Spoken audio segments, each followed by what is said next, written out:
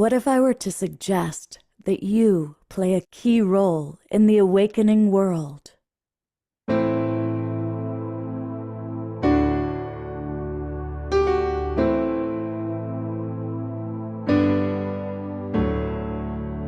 that you are watching this because you have heard the call.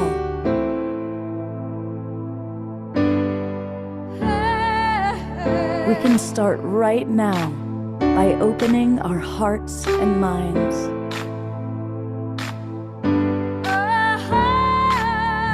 Welcome to the awakening world.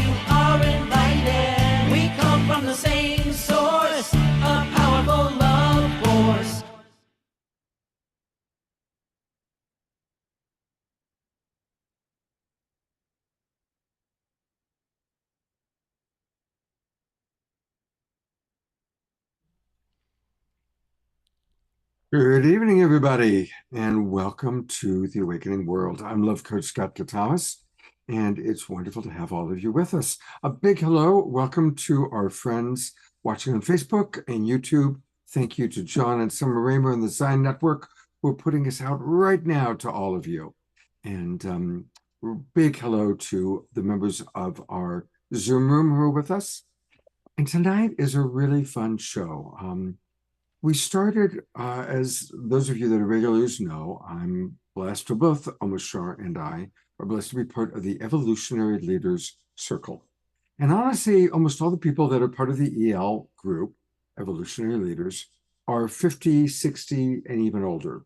And it's a wonderful group of colleagues, and many of them have been on the show many times.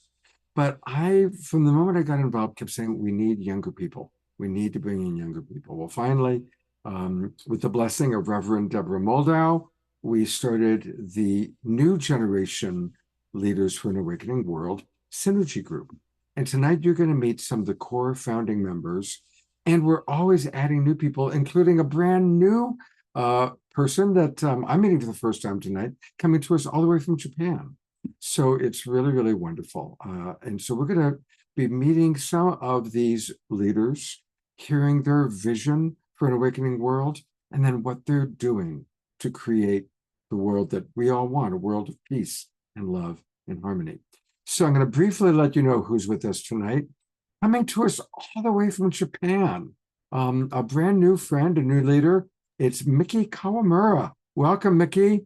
Hello, nice to see you all tonight. And I want to thank Miki's good friend, Tess Cacciatore, is with us. And Tess, which you see, I think some of you saw before, the Garden of Peace Project. Tess and Miki are involved in something really wonderful, Yumi's Universe. So we'll learn a little bit more about that. And then some of our new generation leaders that are with us, providing music and wisdom. Hannah Bourke is back with us tonight after being at Burning Man. She survived the burn, and she's with us, and it's great to have you with us, Hannah. Indeed it is. Hello. It's really, really fun. And a lot of our Awakening World leaders are in Europe. So I did pre-records. So we're going to hear from Simon and from Dominic and from our beloved Tatiana Speed, who's playing at a music festival right now. Also, Marley Rose is going to be joining us a little bit later. But speaking of the Rose, here is my co-host for the evening, the wonderful Maggie Rose La Costa. Welcome, Maggie, back to the Awakening World. Aloha. Thank you, Scott. It's so great to see everyone and be here this evening. Maggie, you've been really from the very ground floor. You've been a co-founder of the New Generation Synergy Group. So what would you like to share with our audience as kind of an introduction of who you all are and what you all are doing? Yay. Well, thank you, Scott, for igniting that with RevDev. It's a beautiful global group of leaders who are under 40. And then the elder generation is also in the group, and they offer different advice or connections, mentorship. And we also just share almost kind of in a roundtable circle about different projects that are inspiring and different projects that might need help or assistance. And so really it's a group all about co-creation and all about helping the new earth and focusing on that vision of the Garden of Eden anchored on earth. Beautiful. And we're going to hear some of those visions tonight, learn more from Maggie and the others. But we always like to start our show rocking and rolling with our beloved house musical artist, the one and only Omashar. Here he is. That would be me, and welcome everybody. And yes, I did not go to Burning Man, so because of that, we are going to dance into greatness with each other. So get out your dancing shoes and get off that couch and let's went.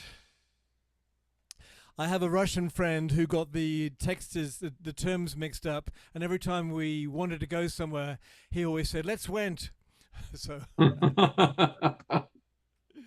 so are we ready? I think we are.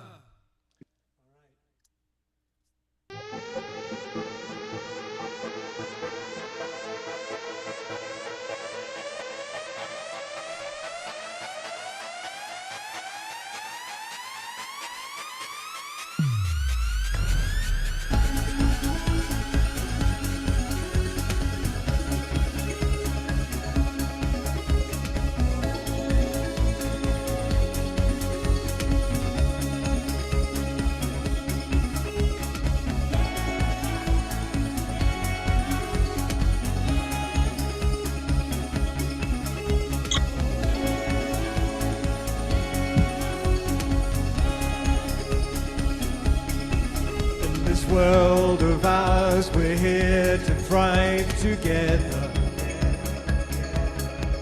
making sure that nobody gets left behind. As the light of truth clears all the stormy weather, and the mother in us all begins to rise. Through our heart of hearts, we start to know our greatness. As our strength returns, our spirit guides us through. Our eyes behold the rising of the phoenix, and the dance of life begins to birth anew.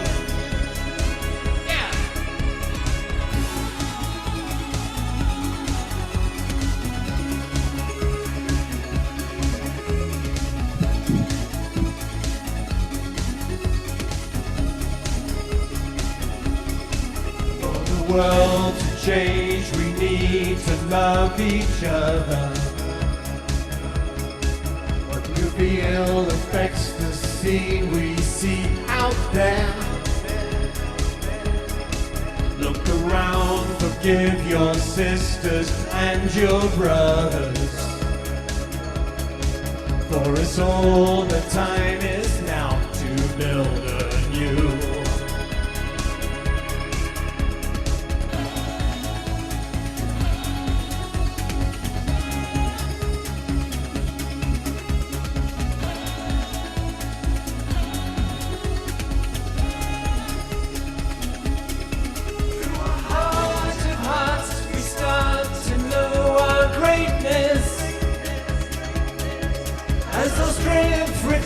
Our spirit guides us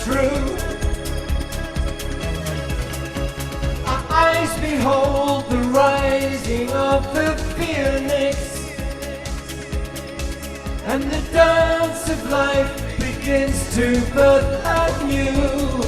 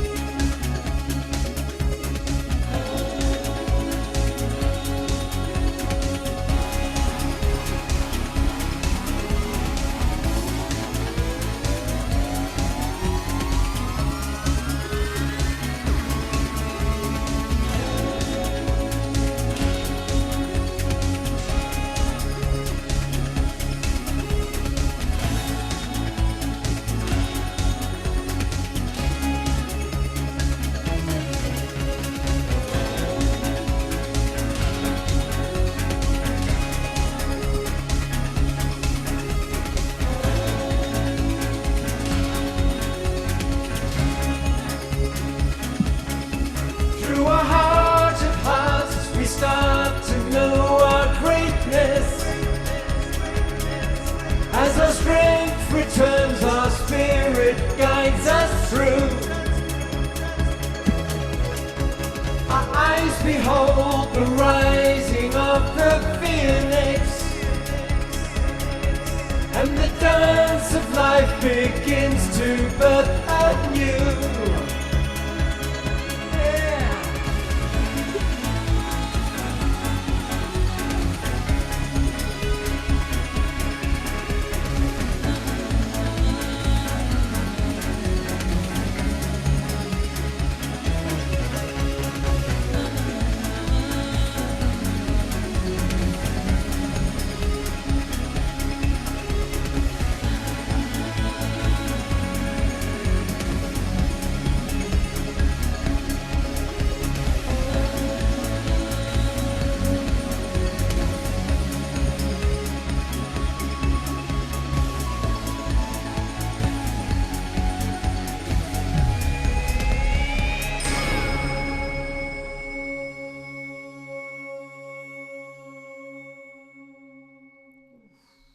Wow, that was awesome.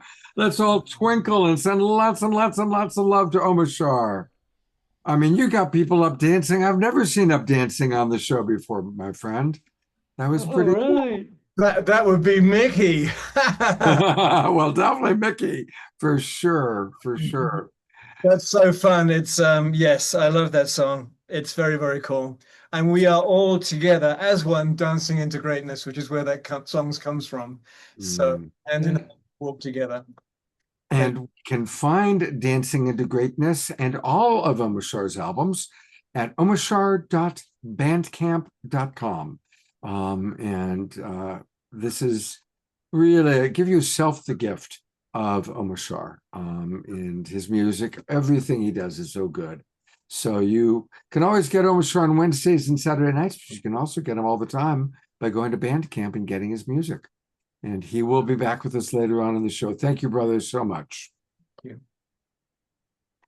Well, before I introduce our next couple of guests, I'm going to play a video. Some of you might remember it. We played this video once before on the show during the Illuminate Film Festival micro shorts. So some of you might remember it. And it's really, really fun. The two people at the core of this video are our next guests. Let's take a look. Springing into peace, oh, can't you see? Like the blossoms of our cherry tree, growing love from seeds we sow, connecting hearts with each piece.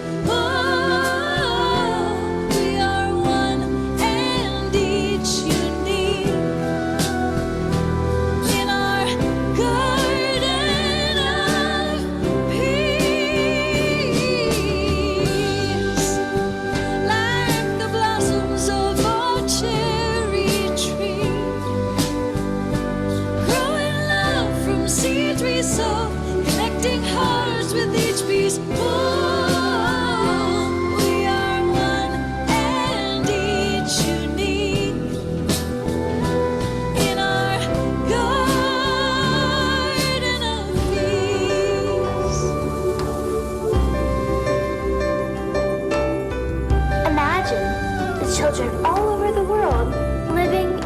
Garden of Peace.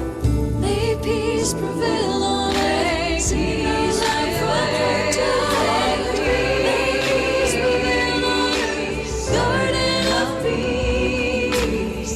May peace prevail on earth. Peace prevail. May peace prevail on earth. Garden of peace.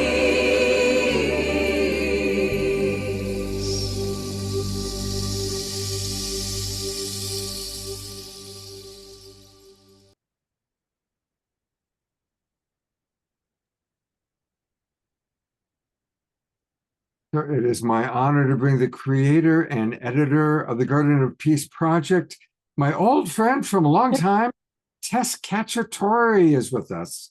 Hello, Scott. Thank you so much for having us on the show today. And it was so sweet for you to replay Garden of Peace, which everyone knows beautiful Kristen Hoffman's voice. She and I co-wrote that song for the Illuminate Film Festival. And there's a lot of things that sprung out of that. And we're here to share. Well, it's a beautiful, that video, it brings tears to my eyes. Aw. And I love the little Ganesha, because I'm a big fan of Ganesha. That's of course- Robbie. He's the Indian elephant. He's one of the Robbie, main characters. Well, in a moment, I'm going to have you tell us all about Yumi's universe, but I would love for you to introduce our special guest coming all the way from Japan. Would you like to tell our audience a little bit about Miki Kawamura? I am so excited to introduce her and to work with Miki. She comes from the great lineage of the Goi Foundation, which is the creator of May Peace Prevail on Earth. Her great-grandfather was the one that came out of World War II. He started the prayer, May Peace Prevail on Earth, and over 300,000 peace poles have been planted around the world. She is the direct lineage of Masahisa Goi, and her mother is a dear friend of ours, along with her aunties, and the whole family are part of the Global Advisory Board of Yumi's Universe. I can't wait for you to hear about what she's doing in the Youth Ambassador Program and how she's tied into Yumi's Universe. So I love you, Miki. I'm so glad. I can't wait to meet you in a couple of weeks. Thank you so much, Tess, and everyone for having me here today. Well, you certainly do have an amazing lineage, Miki, and we've had Fumi for many years, comes every year and talks about the peace poles. I'm blessed to have a peace pole. Tess has a peace pole. But going right into kind of the theme for tonight, as a young leader, what is your vision for an awakening world? So my vision of an awakening world is when everyone realizes their sacred divine essence that we all have in our hearts. And I feel like awakening begins in the moment when we are able to realize that it doesn't that what we achieve, possess, or appear doesn't matter, but within each of us we have the essence of love and wisdom and inner sacredness. And I feel like when we are all able to realize this sacredness that we all possess, and when we are able to see it within others, I feel that we are able to, and when we are able to live in this sacredness, I feel this is when we can achieve this awakening world. It's beautiful and very inspiring. And I know that you are already actively involved in creating peace. Can you tell us a little bit about what you're doing in the world? So I've been dedicated, peace is one of my core values for my whole life. And I've actually started peace projects since when I was from 3rd grade. And the beginning was that when I heard a story about the poverty that exists in Japan. Unlike many other countries, you wouldn't see homeless people in our countries in the streets. But then when I heard this story from a woman, this sparked my project, or like my passion towards peace. And currently I'm working with Tess on this Yumi project, where I was given the opportunity to be the voice of Yumi, the main character. And other than that, also been working on the Peace Ambassador project, where I've gathered peace messages from across 70 countries from 1,200 youth on their passion and message of peace to the world, which we played it at the Osaka Kansai Expo, which is a World Expo hosted in Japan this year, and it's also going to be played at October 1st in the biggest Osaka Expo arena that holds 16,000 people. And with this connection of youth peace members, in the future, I would like to create a bigger network where we are all able to connect it with not just the surface levels of nationality, religion, or gender, or any other titles, but then when we are able to connect and unite with the same desire for peace. And I feel this would also lead to an awakening world when we are able to connect with our inner sacredness and our passion and desire for a better world and for a peaceful world. Thank you. Wow. And here she is with one of the peace poles we talked about so much. I love that photo of you. It's so Oh, thank beautiful. you. And let's all just take a moment, because I know most of us are feeling very inspired listening to what you just shared.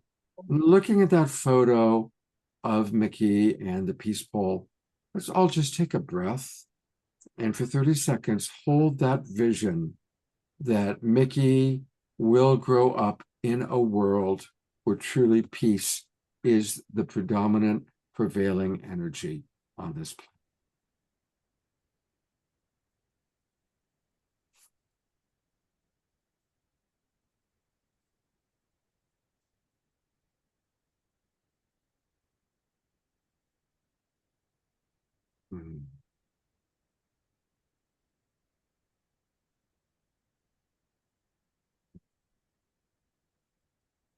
Thank you, everybody. Thank you. And I'm going to bring your partner here, Tess, up, because both of you are, different generations, and that's a big part of what tonight's show is. We're going to be hearing from different generations of leaders. Tess, what would you like to share with our audience? I believe that now is the time. And I'm so honored to be here. As I mentioned to you before the show, Scott, it was over 30 years ago that I started the World Trust Foundation. And it was back in 1992 that we started this organization to bridge cultures and to bridge nonprofit organizations to come together and to work in unity. But back in the day, they didn't want to play with each other in the sandbox. They were very divisive, and it was very hard to unify people. So in the year 2000, I started the Youth Ambassador Program. And the technology wasn't there because I envisioned that kids could communicate with each other and put videos up there to say what they wanted to see for the world. So coming to present moment and to be here with Miki, I feel it's so significant and amazing that through the Goi Foundation and the multi-generational work that they've done, that Miki, this beautiful voice, the beautiful visionary, who's actually doing what I wanted to do and what I saw so many years ago. So it's a blessing. And I can't wait to see where they go and where the children and the youth grow. And that's why Yumi is so important. Yumi is a children's book. I have them right here just to quickly share. This is The Keepers of the Garden of Peace, which is the cursor to the Garden of Peace song that Kristen and I wrote together. And this came out in July. And this one's coming out on World Peace Weekend. And this is the enchanted tale of compassion, friendship, and peace. And this is the middle grade book. So we want to start from a very early age and be able to bring peace education and have the voices of the youth be heard so that they can grow into a culture and that we can grow together. And I have to do a quick shout out because Wynn and Douglas Wagner are on in the Zoom room or somewhere watching this. And I just want to say I love you so much because I've known them for over 30 years and they have become the wind under the wings of Yumi's Universe. And I just wanted to do a big shout out to them and Dr. Marty Brown, Dr. Marty Casey, and all the people that were there in the Meet in the Middle. So there's so many good tie-ins of what's happening in the world and being able to give a platform for the youth to be heard. So for people to learn more about Yumi's Universe, the website is just that, yumisuniverse.net. Yes. yumisuniverse.net. And that's where you can learn all about the book. And there's our gal. There's our gal. That's And a a 7-minute video that was animated by Joel Christopher Payne, who's my cohort in this whole mission of illustration and animation. I have to do a big shout out to him. He brought these characters to life beautifully. And as we know, Miki plays the character of Yumi's voice. And so I encourage everybody to go there, but be patient with the website because we're still building it behind the scenes because everything is so fresh and new. It's been such a blessing. Everything seems to be expanding in such a quick place.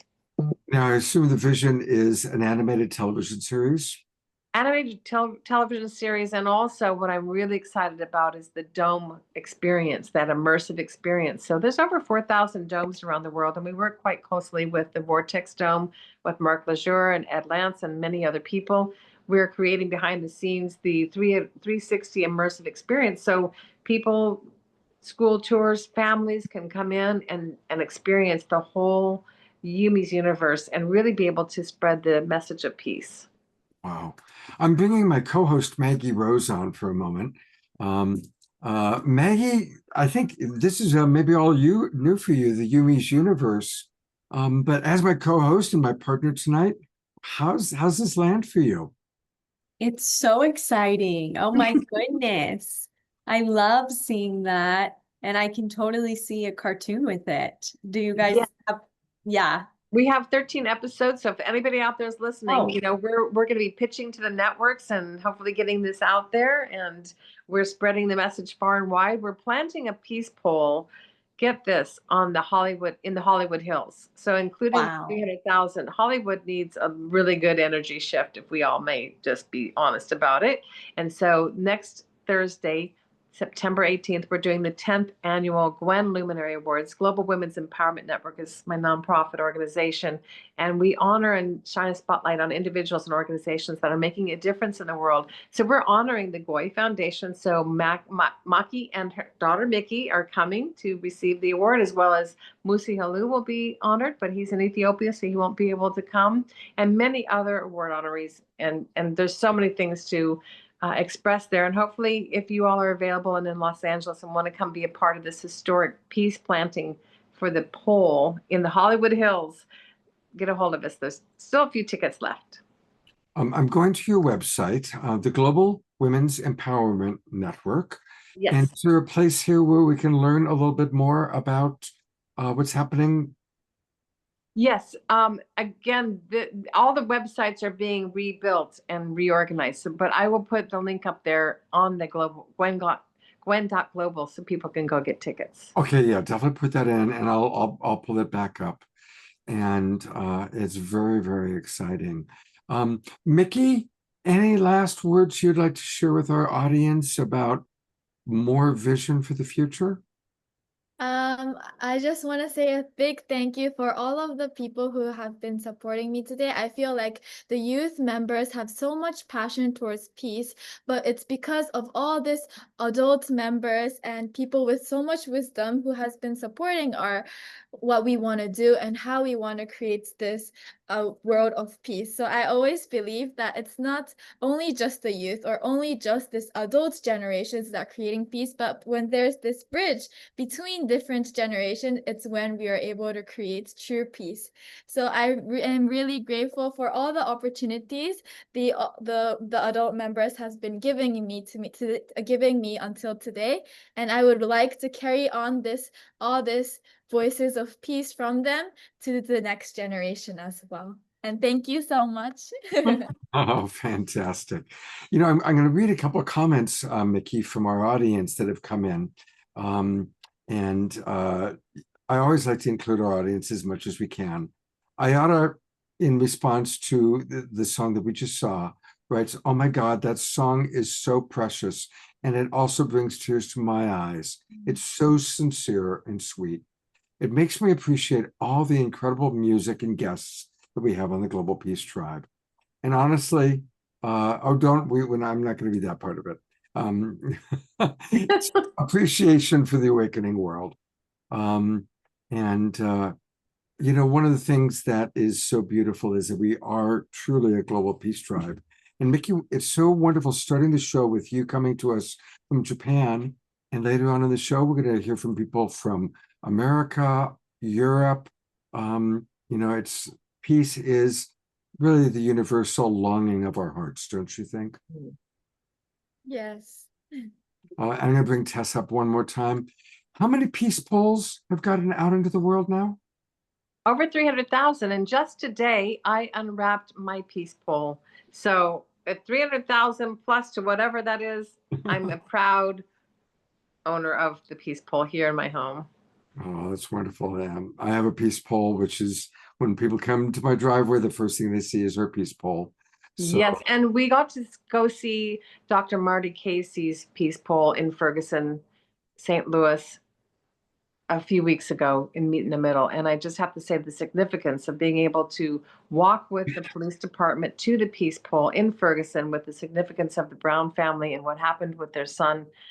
It was truly a representation of how we could come together as a community to make a difference. yeah, so many of the people who were there in middle of America, we did a whole show on it before they went. And of course, they're all Marty and Ben and Kristen are all regular contributors to the Global Peace Tribe. So we love all those people. Yeah. Tess, wonderful work you're doing. So proud of you. Thank you. Get us that link so I can pop it in the chat box, and I'll also go to it one more time tonight. And Miki, it's wonderful to meet you, and I hope that you'll be part of our New Generation Synergy group. Yes. Yes, of course, I would love to. Thank you so much, too.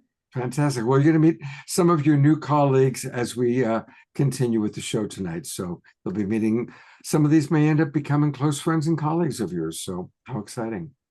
Yay, thank you.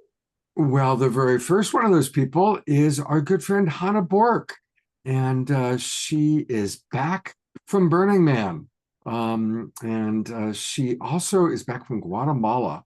She was on our show a few times, and then she went down to Guatemala for, I guess she ended up staying there for about 2 months. Mm-hmm. And so welcome back from your travels. And I'd love to just start by asking you, what are some of the highlights, either from Guatemala or Burning Man, that you can share with our audience? Thank you so much, Scott. It's such an honor to be back on the Awakening World with you and to get to share also this collective of new generation of evolutionary leaders, and coming together with our shared vision for the evolution of consciousness is really exciting. And yeah, I'm just landing back in Marin County where I live after a couple of months of travel, and it started off the summer going to Guatemala, and that was a very deep spiritual initiation on a soul level for me, and also to encounter new layers of consciousness emerging in connection with the elements of nature, water, the air, the fire, the earth. These intelligences really spoke to me, and I came into a deeper communion with that feminine intelligence of the earth itself in a deeper way, and just deepened in my ability to trust myself and my intuitive embodied presence in the world.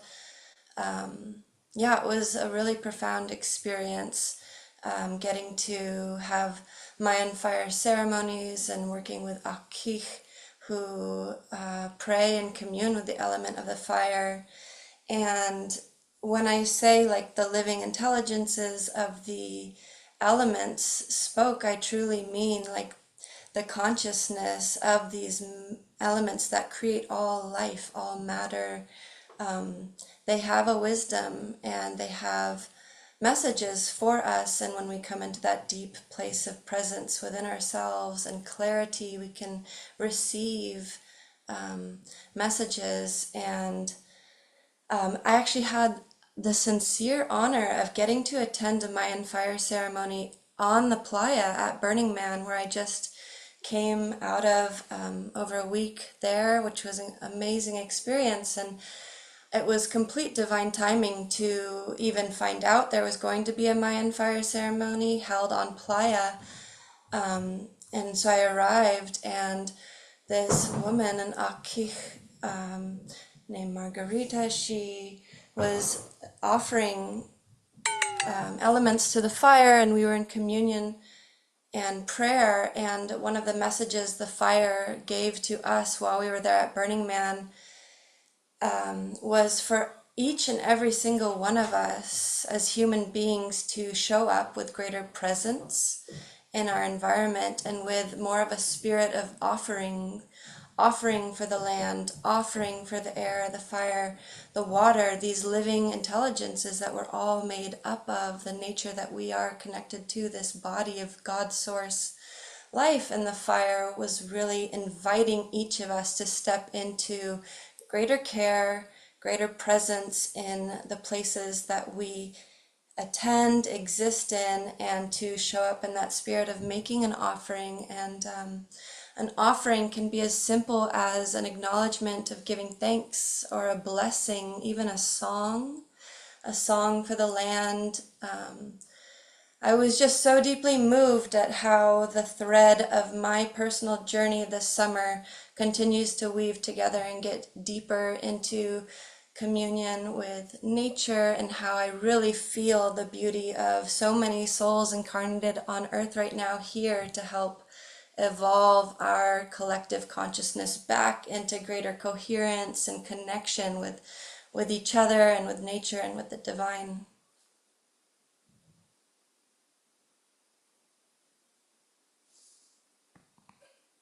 And unmute. There are people asking questions about Burning Man. I heard, most of us heard that it got off to a rough start with lots of wind and mud. And for people who haven't been to Burning Man, can you describe it a little bit for people? Yeah, I would be happy to. I know the news kind of tends to report the negative elements, but I'll just speak from my personal experience that those rains, there's a wisdom to them. And what I felt was actually when I was asking, Spirit, God, about why we were inundated with so much rains and water at the front, at the beginning of the burn, she answered back to me to bond us as a camp. There was a camp I was a part of that is a collective of healers, and we offer so many workshops and spaces for people to get connected to themselves and their authentic expression. And it's called Naked Heart. And so as a camp, we were, united inside within the camp itself for 3 days while there were rains. And it just really deepens my appreciation for the collective care when we come together with a shared purpose to feed and take care of one another. I really find that an inspiring element of humanity. And I also know that it was really challenging for people at Burning Man this year with the rains, because many camps had to rebuild and rebuild and rebuild and continued to be wiped out by storms. And some were able to rebuild, and some just had to adapt to the changes in structure and what they could offer because of the weather. But yeah, it's a very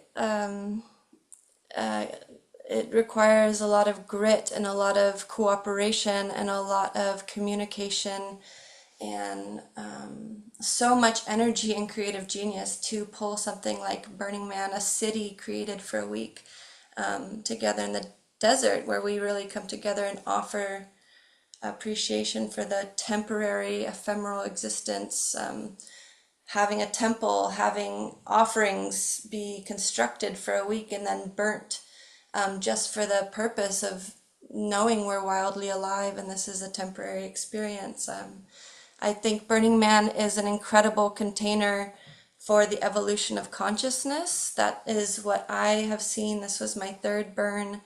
My first experience was 9 years ago, and each time I've gone, my personal experiences, I've evolved as a soul. I have connected with other souls who are aligned in their mission, and what we can create together is absolute magic and a lot of fun. So Burning Man is a special place. Beautiful. Well, thank you for sharing that with our audience. And the question of the day that I'm asking all of our wonderful presenters, what's your vision for an awakening world, Hannah? Mm. What are some of the ways you're contributing to make it so? Yeah, thank you, Scott.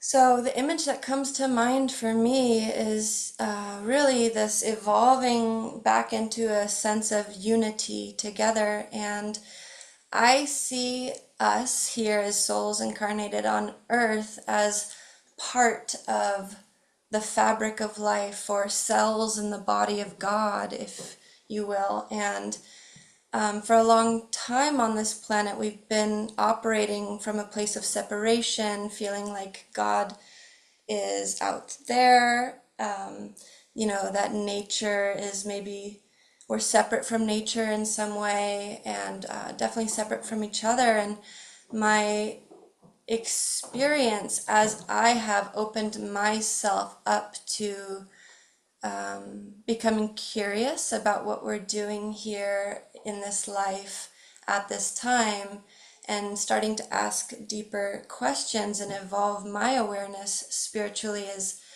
is finding out that we are intimately connected and have never been separated from this God source divinity, just temporarily forgotten. And also to, as we come into that place of alignment within ourself and into a greater sense of service to this life, service to the God source, to the earth, it's actually like taking our place as a healthy cell in the body of God, where we can begin to work synergistically with the flow of life and the energy that we're being asked to bring forth here, so that we can evolve the paradigm into more of the new earth consciousness, where we are really honoring of the health and wisdom of our bodies, the cooperation of working synergistically with other human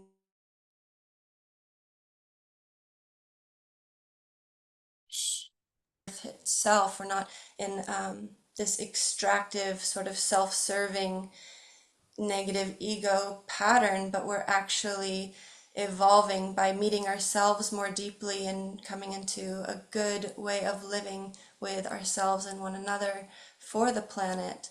And this is a delicate process, but that's really the vision, is that one day, as more and more of us come online and recognize each and every one of us has a soul mission, has a divine purpose in which we incarnated here, and we become like the embodiment of our higher self, begin working synergistically with the others, with the elements, with the God source energy guiding us to act and move as one body of God, as one synergistic, cooperative field of life, rather than a more kind of fragmented, warring world that is still currently a paradigm on this planet. But I really believe peace begins within ourselves, and that we can begin to embody that and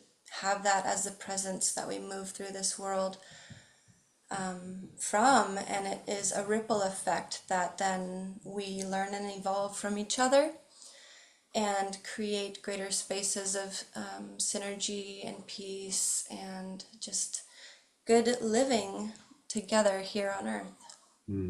It's beautiful. Thank you. Susan Blomquist writes, Hannah, your sharing and voice are witness to the opening of hearts and learning cooperation. And that's a really beautiful way of doing it. And then Dr. Laura has a question for you. She says, Hannah, you are so eloquent about life and source. It is wonderful to hear your perceptions. Do most of your young friends feel the same way? That's such a nice personal question. And I would love to just say that, like, the majority of my close friends I feel also share a very deep sense of like spiritual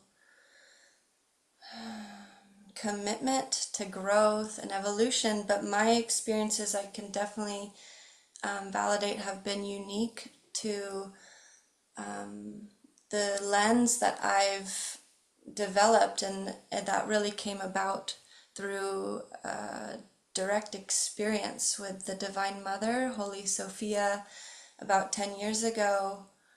And that experience was a unique initiation to awakening in my life. And yes, other young people in my friend circles and my community also share a deep sense of reverence and commitment to growth and embodied change and consciousness. But perhaps the lens and our experiences are unique. But yeah, I feel aligned with some really revolutionary and evolutionary minded people. That's good to know. It's very good to know. One of the things I love about you is you have a beautiful voice and you play beautiful music. Would you be willing to bless us with a song? I would love to. This is a song that I wrote. It's called Earth's Daughter. And I'm just preparing to film a music video for it in the next year. But yeah, I wrote it just as a devotion to nature and Gaia herself.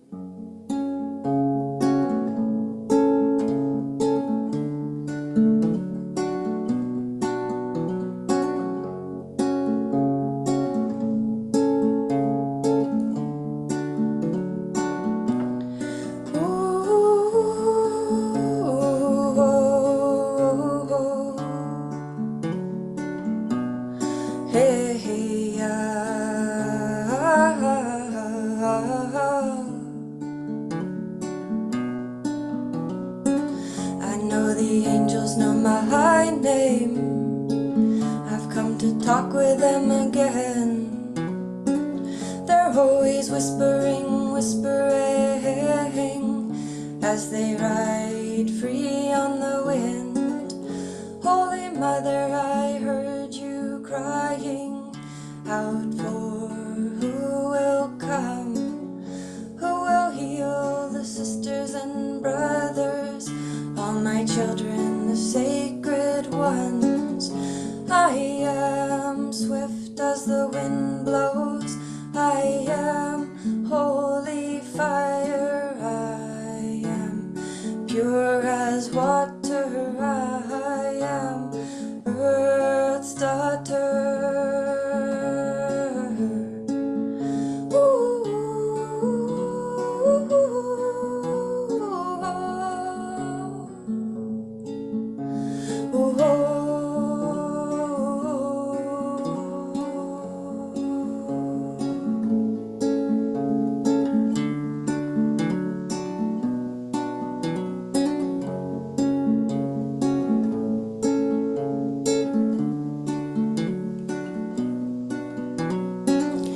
We are wounded and we are weary, so we summon the sovereign ones, ancient voices to guide us clearly into the battle, knowing love has won.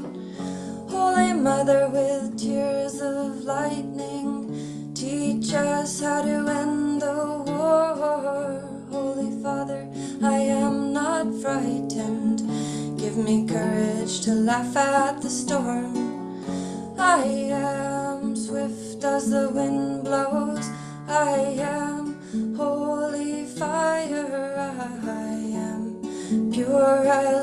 daughter. I am Earth's daughter. I am swift as the wind blows. I am holy fire. I am pure as water. I am Earth's daughter.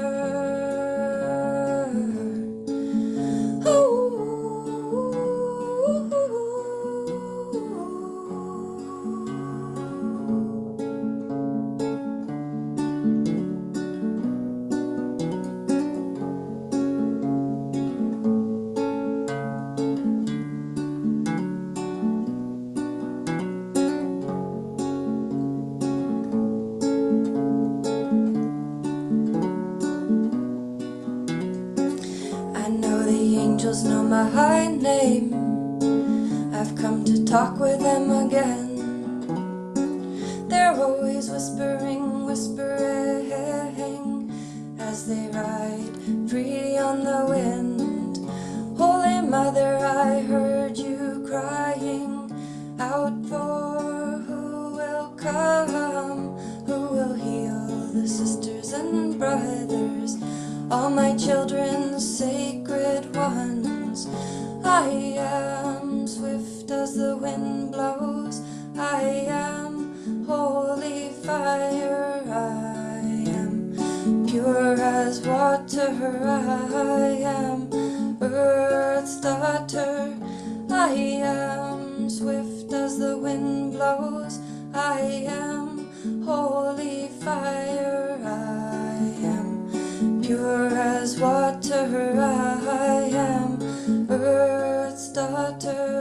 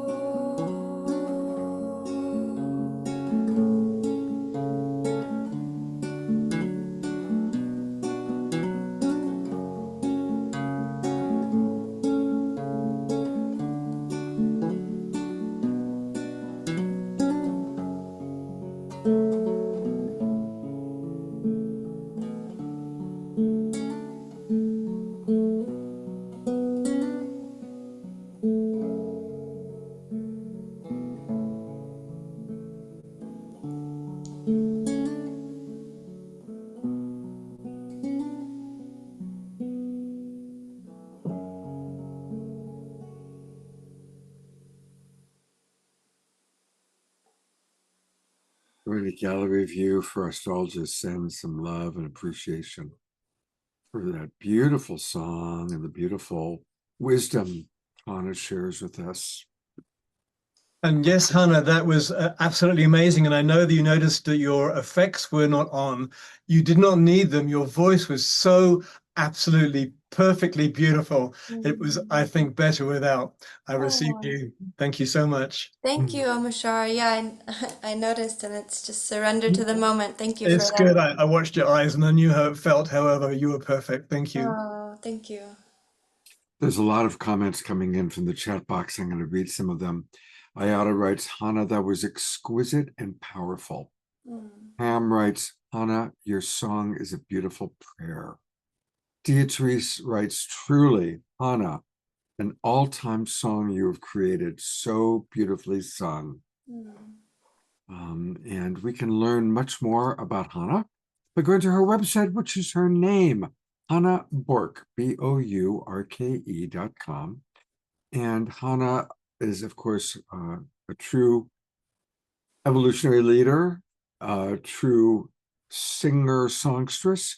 She's also a healer, and she does private sessions. She also has classes and events. She's a Reiki master. She does divine feminine healing and empowerment, psychic and healing services. She is truly a Renaissance woman. So to learn more about her services, again, go to Hannah, H-A-N-N-A-H, Hannah Bourke, BOURKE.com. And that's where you can learn more about her and even schedule a time to work with this amazing woman who will be back providing another song after tonight's healing and prayer time. So, Hannah, thank you so much. Thank you so much. Yeah. Beautiful. Absolutely beautiful. Well, I am now going to turn things over to my co-host and my dear friend Maggie Rose. Uh, Maggie, I love that we are co-hosting. We've done lots of things together, and we have a new relationship as co-hosts. So it's fun for me, and I hope it's fun for you. Oh, I love it so much. Thank you. And Hannah, that was such a beautiful, sacred, heart-centered song. So thank you so much for sharing that. I'll bring her back up for a moment. There she is. Mm. Thank you so much, Maggie. Yeah. More, please. Definitely record those. Yeah, I would love to. And yeah, been an honor to get to connect with you through this group and excited to hear what you're ready to bring forth tonight. Oh, thank you. Yes, we're gonna bring up a beautiful, sweet angel sister soul named Marley. And so I'd love to invite Marley in, and thank you so much for being here. How do I even describe this beautiful, inspiring activist who just brings the powerhouse wherever she goes? She's an incredible relationship coach, masterful communicator, and also the founder of Gaia Temple, which is an incredible nonprofit that just helps the world in all these different ways, along with an angelic voice and helping people open and find their true voice. So thank you so much for being here, Marley. And there's so much more I could say. Welcome. Thank you, Maggie. I'm so happy to be here in presence with you and Scott and Hannah and everybody else.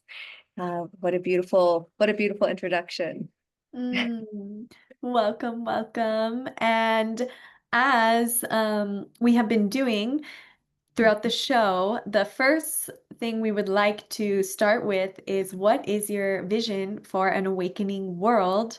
And how do you see yourself playing in that role of helping bring that in? What an incredible question.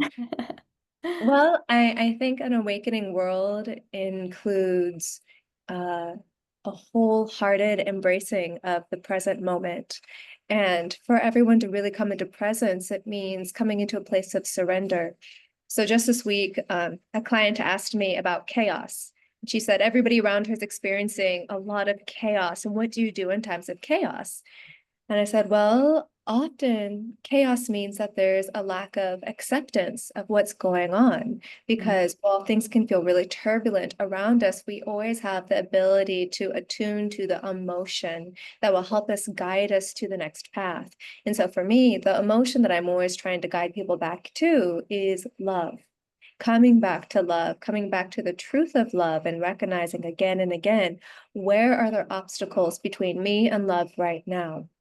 And once you're able to start acknowledging that, then it really becomes a playful experience to start to self-reflect and look at yourself. So when I think of an awakening world, while we could go into systems designs, which I love, and community development, which I also love, what that Gaia Temple is all about, it really truly starts with the self. And once someone is able to know themselves, from that place of knowing, from that place of acceptance, they can love themselves.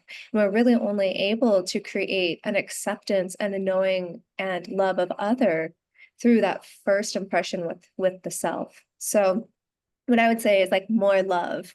And Hannah was just talking about Naked Heart at Burning Man. They're my neighbors. I'm part of Camp Mystic, and it just feels so good to feel a little bit of playa dust here in this call. Hannah, thank you for speaking to Naked Heart and what it is that you represent. There's so much synergy here between us, and it feels really good. Another part that I would say for Awakening World is embracing our feminine intuition and feminine leadership. And that doesn't necessarily mean being female bodied, right? Because as we've seen, there are powerful women in leadership that are operating from very yang-like characteristics, still staying within the structure and forms that have built what already exists. But for us to truly come into a new awakening, I'd like to see culture and society role model itself after Gaia, after the planet itself, to truly be in high states of reciprocity, abundance, beauty, and from that place of constantly turning our gaze towards the light rather than the shadow, because the two always coexist simultaneously,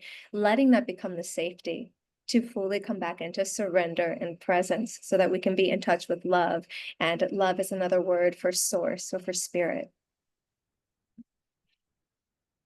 So beautiful. What an incredible response. Thank you for sharing that. And I see that you're in Hawaii right now, Yay! in the dome, it looks like. I am. Oh, and would you like to share anything about Hawaii Gaia Temple, the gathering at the end of the year, or anything for this beautiful audience and to assist in bringing that awakening world? Absolutely. So, as you know very well, Miss Maggie Rose here is one of the original co-founders of Gaia Temple. Whenever we found ourselves here on the Big Island of Hawaii during COVID, we were just part of communities and community restoration, and we were making music every night, and we were dancing, we were thriving in that culture of coming together at a time where people were being taught to stay apart. And during that time, I happened to have a chapel in Kayal, and so Maggie told me about a sovereignty structure called a 508c1a, and at the time, the vision was to be able to protect and steward large pieces of land through Gaia Temple.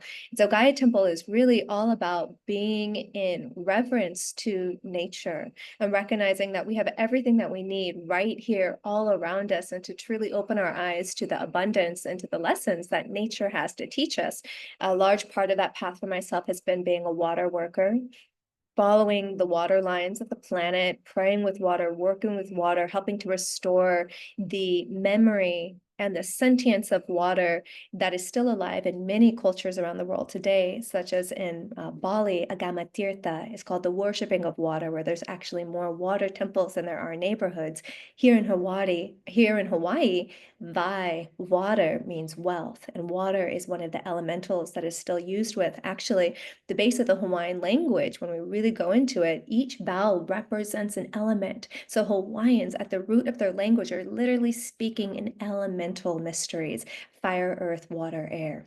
It's so powerful whenever you start to go into the historical context, as well as the stories and mythologies that are told through art, music, and dance, how much of a role nature and Gaia used to have in leadership within all of our systems of community development. So we have so much to learn there. And since then, this has grown into a very free-form, open, organic organization.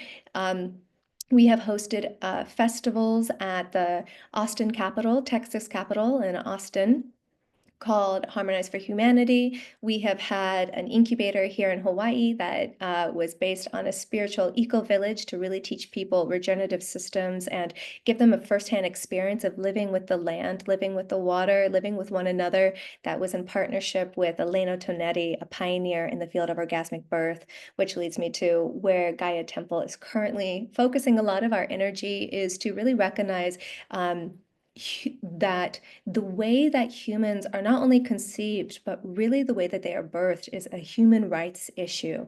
And whenever we start to go into the history of how it went from being a midwifery and a very shamanic passage and rite that was governed by women, that was then turned into a monetized thing, giving birth, that was then taken by patriarchy and stripped the women and the birth doulas and the midwives that had for generations helped bring humans in the right way to this planet were stripped of their rights, given fines, and even part of the witch trials. They were burned for knowing the deep reverence that comes with birth, separated from their own art for medicalization. And then when we look at what's actually happening in the medical field, where it wasn't until even after the 2000s that in the United States, they acknowledged that newborn babies feel pain. They were still performing, for example, open heart surgery without anesthesia on newborn babies after 2000 in the United States. That's just like a minor example of what's going on in our medical industry. And when you think about the limbic imprint that happens at the time of birth, that is the upper limits of someone's entire lifetime. So when you ask me, what is my vision for an awakening world? And my answer is for every person to love themselves and to know themselves free from trauma. It's so important that we really start to look at our birthing rights. And so anyways, we have some gatherings coming up. We are partnering with Tao Universe. We are hosting a camp there in Guatemala in December. Maggie's going to be there. My beloved will be there. There's a good group of us that are part of Gaia Temple. This will be the third gathering. The first two were in Ubud, Bali. And so it's a really beautiful community that's coming together that goes everywhere from blockchain, DAOs, cryptocurrencies, the future in technology, finance, and governance.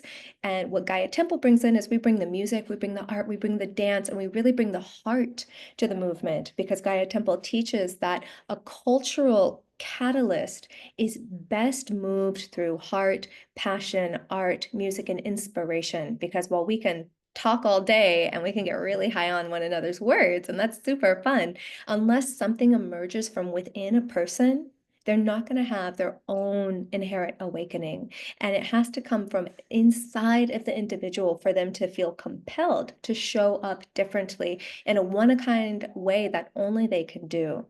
And so that's the other thing about art, music, dance, and creativity is we're not trying to get everybody to see things the same way. We're actually really honoring harmony and our differences, and that our differences make us stronger, and that inclusion means acceptance that people are different, and that if we can really open up into receptive listening becomes a holistic, spherical way of engaging in our reality.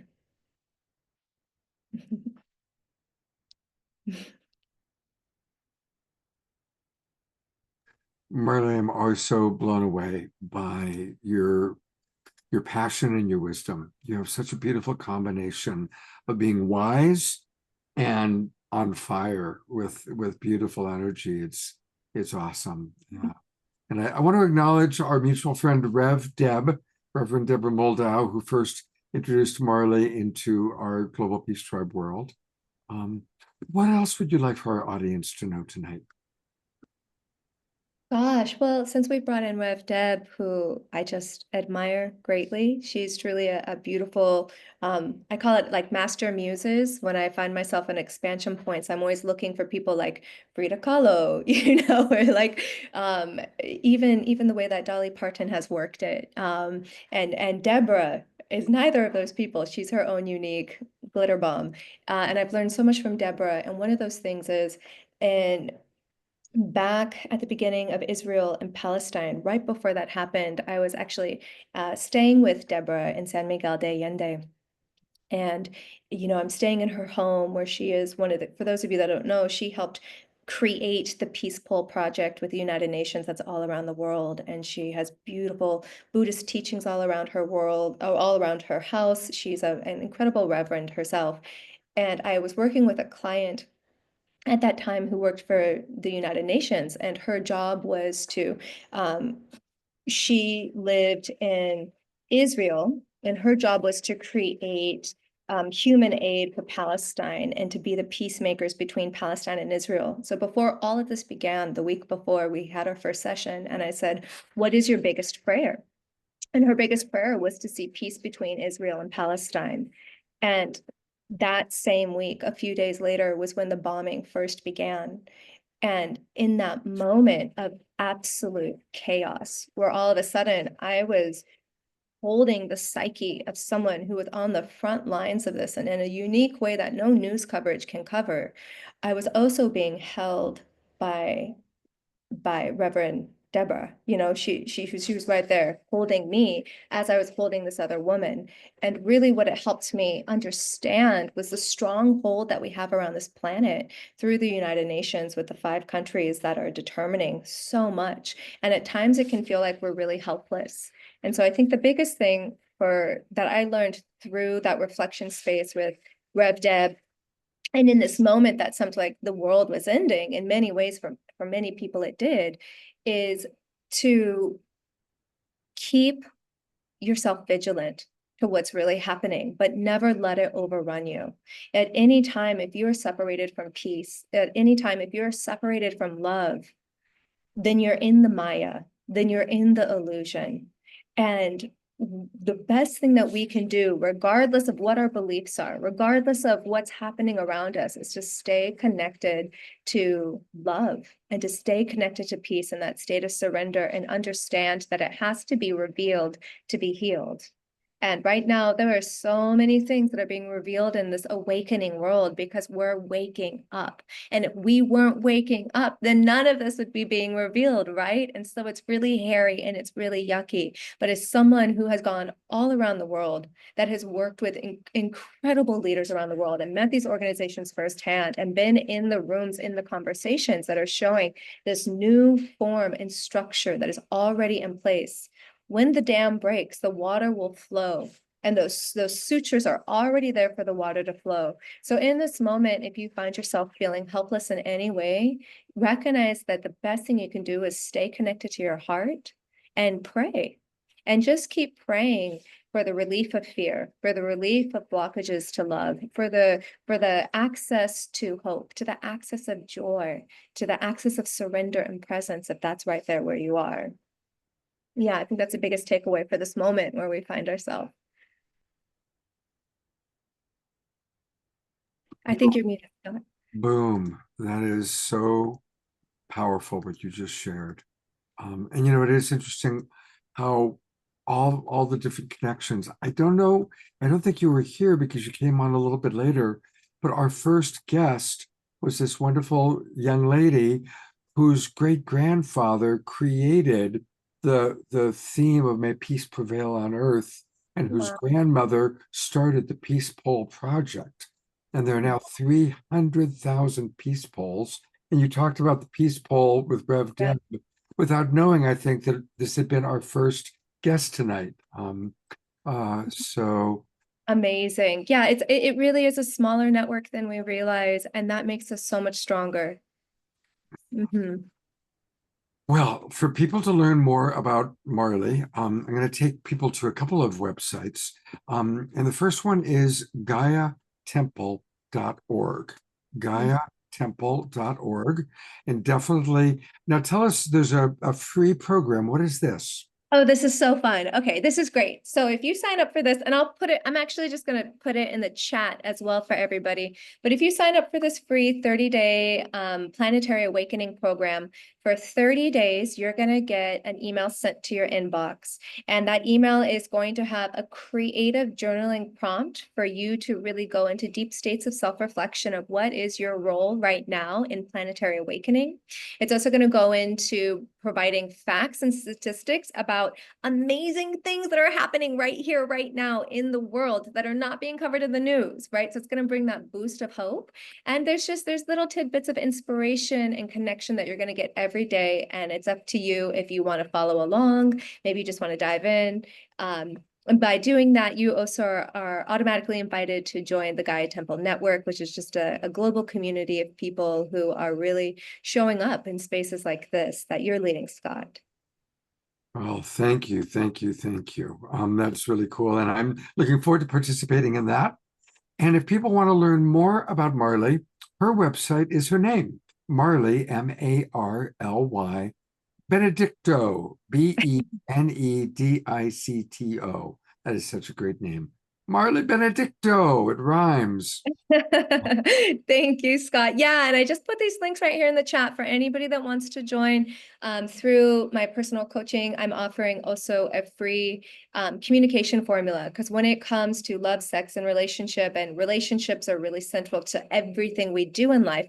Communication is one of the #1 breakdowns and one of the #1 successes to really help us feel seen, heard, and understood. And whenever we feel seen, heard, and understood, we can really move through just about anything, whether that is a transition in a relationship and a professional trajectory or something else that's going on in your life. So if you would like, if you'd like access to that, I'll just send me an email at the email address and I'll send it straight to you. Okay.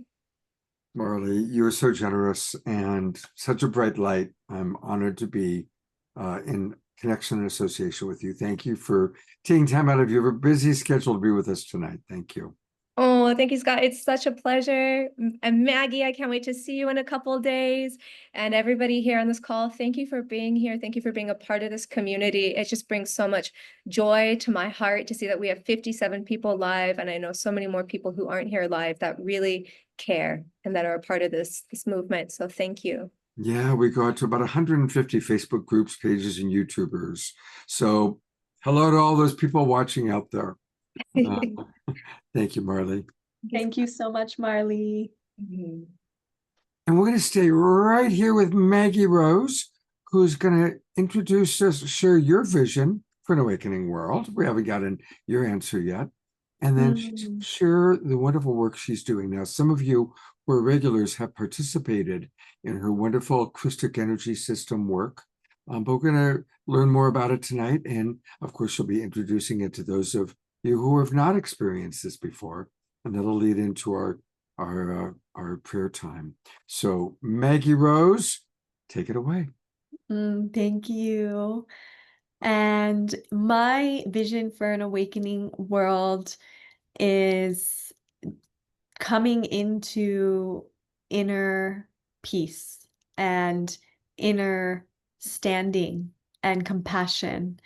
And so much of the chaos that we see in the world is coming also from within on a deep, deep level. And sometimes it's really controversial to say that, because what do you mean when the world is in chaos? We are, Matt Kahn is someone that I really admire and love. And he always says, focus on your physical reality and what's in front of you right now and what you can do about it and how you can bring love to that. And that's always resonated so much to me, of just being in that present moment. And I quoted Marley earlier in the chat, if you're separated from love, you're in the Maya. And I really love that quote.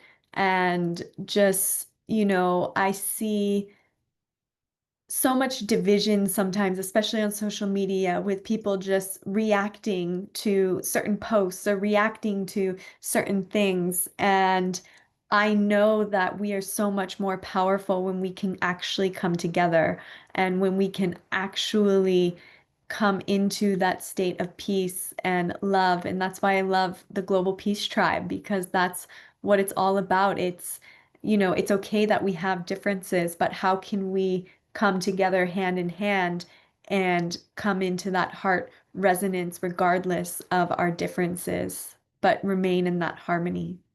And so the system I work with is called the Christic Energy System. And what it does is it pinpoints the soul's main karmas. And we all have multiple lifetimes on this planet. And it's working and understanding that sometimes when there's a trigger or an upset, it can be not just from this lifetime, and it can also be inner child related. A lot of the time in session work, I find myself going back to people's inner child and really doing the deep inner work of, why is this specific relationship reflecting this to you right now? And most of the time, it's related to a mother and father wound. And sometimes it's so unconscious. Years ago, I was like, oh, I don't have any trauma. I grew up with an amazing family. My mom and dad are still married. I have amazing siblings. We all get along. I don't have trauma. And then going into life and upsets in relationships, I realized how much trauma was actually there. And it's so funny, we aren't really taught how to pinpoint trauma and karma and samskaras and how different loopings can play out. And so what I love about the Christic energy system is that it goes very deep into the different energy bodies. And so I have these beautiful masters behind me today. And Yogananda actually speaks a lot about the energy bodies and the subtle bodies, and so does Babaji. And this Christic energy system, it works with mastering your energy fields. And all of these beings behind me, they have mastered their energy fields. And that's why they're able to hold coherence and they're able to hold harmony. It's because they have mastered the inner circuitry. Babaji and Yogananda have very sacred kriyas that help to unlock the samskaras in the body as well. And so the Christic energy system goes great with lineages like that to work side by side, hand by hand.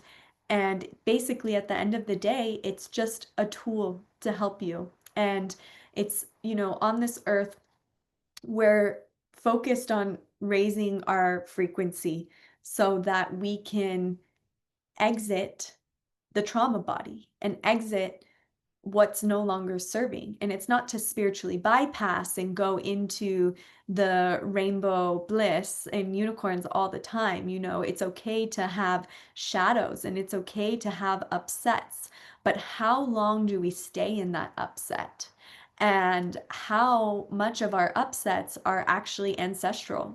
How much of our upsets are actually societal or collective that we're picking up on? And it's so beautiful to be with a community like this because there's so many sensitive souls who can read energy. And so much in my session work, people take on other people's energies and they will be identified with this emotion or this story that's playing out when you are beyond that story. You are beyond that emotion. But how do we really embody that? And how do we really not get caught up in our emotional field or our mental body? Well, we cleanse it. We take showers every day, but do we take energetic showers? And do we notice during the day how our energetic field is? When you walk into a space, are you being charged or are you being depleted? When you have a conversation with someone, is that charging you or is that depleting you? And so it's becoming very, very aware of the subtle energy bodies, pinpointing things and pulling things out and bringing that light in, because the less density you have, the more light you can embody.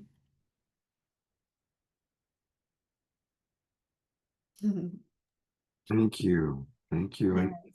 tell us a little bit about how did you learn these practices? How did you become the person that you are that is able to hold this space and help us with this?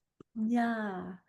Thank you. It was, a lot of trial and error. When I was 19, I dropped out of college. I was emotional. I couldn't do school. It was just way too much. And I pretended to go to school and I went to yoga for hours a day. And I started to find beautiful energy healers. I was in La Jolla and Encinitas and San Diego. And so there's incredible light workers down there, and I just wanted a session from everyone. And so I got so many sessions, and I just thought it was magic. I never understood how light you could feel. We are supposed to feel good most of the time. And in today's society, people don't feel that way. People feel these densities, and there's so many layers that can be peeled back so that you can feel and be in your soul's true expression. And so I picked my favorite healers that I had the most success with, and I asked them to train me. And so I did a little bit of schooling with Barbara Brennan in the Neo Shamanic Society, and then private mentors along the way of people that I felt amazing with. And Scott knows that one of my main mentors has been Shikinama and Sanandaji, and they are beautiful medical intuitives and have helped, a whole array of different ailments.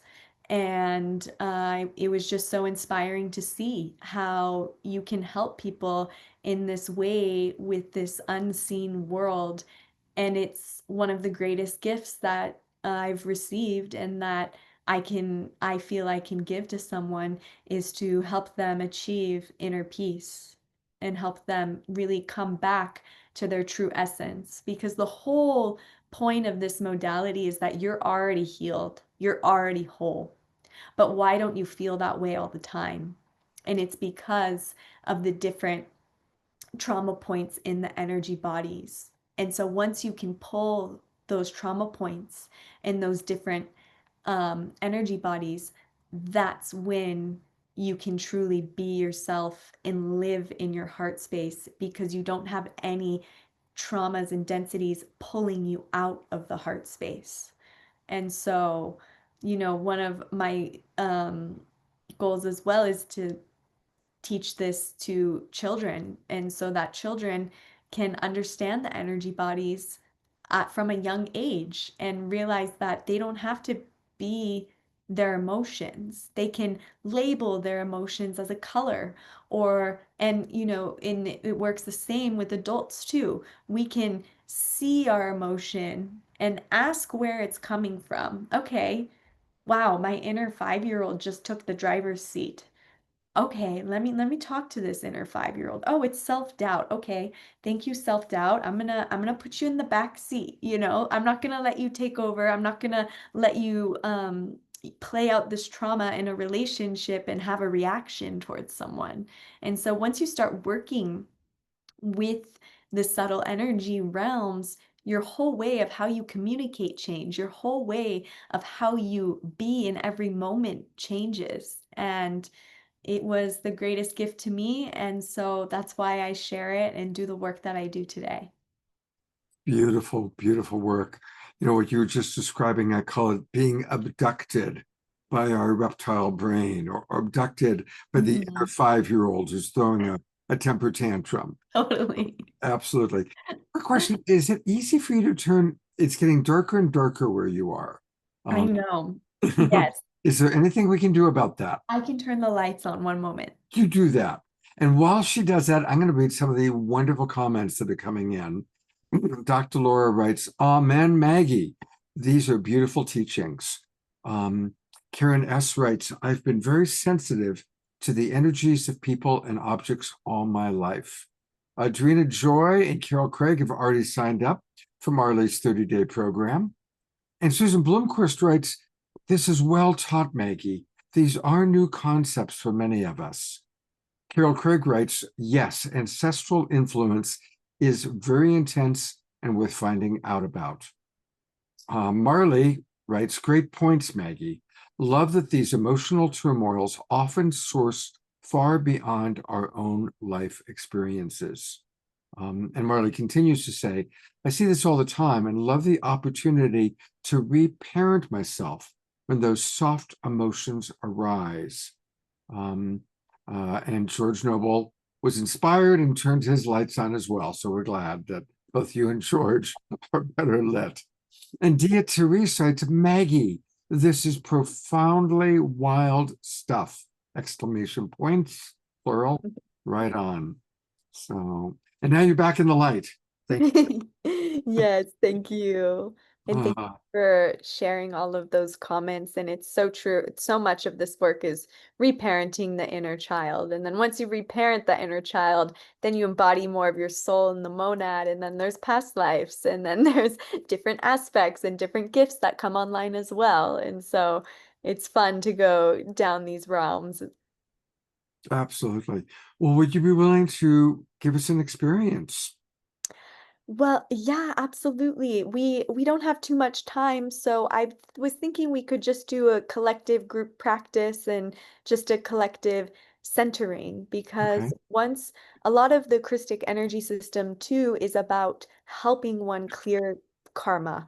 And there's practices to where when you're in that non-dual state and truly in that presence, you're not in the karma of different things that could play out. And so one of the tools that my teachers teach, and it's very, very simple, and we can do it all together, is just 12 o'clock. And so it's closing your eyes and taking a deep breath into your belly, into your hara area. And let's just take an open mouth exhale. And let's just place our awareness on our heart. So drop your shoulders, relax your shoulders, relax your mind, relax your jaw, relax your forehead, and just bring a gentle smile to your heart. And in the middle of your heart, you're going to see a clock. And you can see that clock at 12 o'clock. And when you see this clock at 12 o'clock, you can even visualize your vertical power column of light being strong, going down to the earth and up to the sky. And this is our vertical power column of alignment. And this is when we're in a state of presence. This is when spirit can give us ideas. We can hear guidance easier when we don't have our thoughts running. And so as a group, let's just anchor this stillness and see if you can feel it in the group field. Thoughts exiting. And let's just pop a sphere of light around us, coming completely into our own space.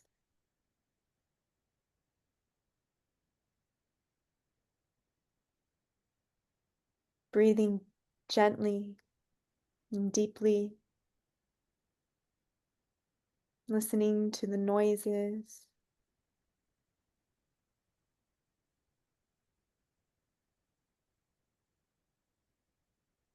And from this state, the Global Peace Tribe does prayers, and I'd love to offer a group prayer for us all to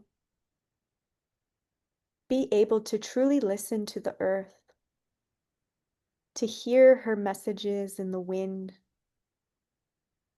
to listen to our higher self's guidance. May we have the courage to do what is ours to do this lifetime. May we have the courage to really open the heart wider than ever before, regardless of any hurt that has ever happened throughout all time and space.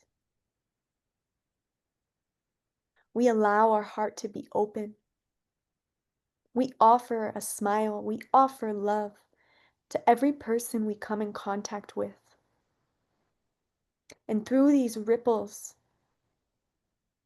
we be that peace, we be that change we wish to see. And we inspire it in our community. We inspire those around us. And feel that love within your heart. And let's just send that love out to our neighborhood that we're in. Out to all the people that you came in contact with today. And just send that light out. Send that love. And give a big thank you to this earth for all the shifts that she's undergoing, and yet she still holds us so lovingly, so gracefully. Thank you, Mother Earth.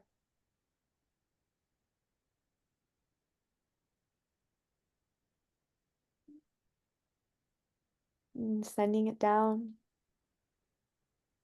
and just receiving that love from the earth. Allowing the heart to expand and giving thanks for this beautiful community and Global Peace Tribe.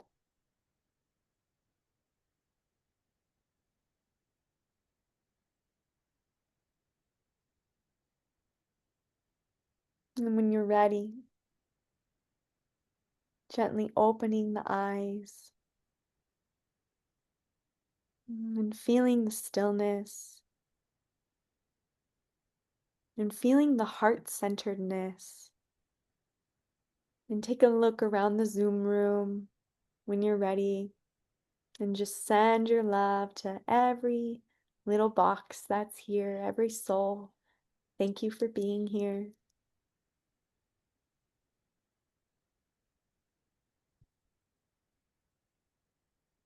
So beautiful, Maggie. Thank you. Thank you. So welcome. We're going to go to Hannah for a song in a moment, but I do want to let people know how they can get more of Maggie. And her website is Maggie with 2 G's, MaggieRoseAlchemy.com. And it is truly a new paradigm of energy healing, as she's, beautifully given us a little homeopathic dose tonight. There's so much more available. I know that people who have worked with her have gained so much by working with this extraordinary being. So again, to learn more and to even schedule a time to work with Maggie, go to MaggieRoseAlchemy.com. And Scott. And I wrote a bunch of blog posts, so please check out the blogs. They are free resource tools and just what I have seen doing hundreds of sessions. And there's so much that happens, in the individual, but is that collective that we can all learn and grow from. beautiful. Thank you. And thank you for co-hosting with me tonight. I've enjoyed that. And let's do this again soon. Yes, I would love that. Thank you, Scott.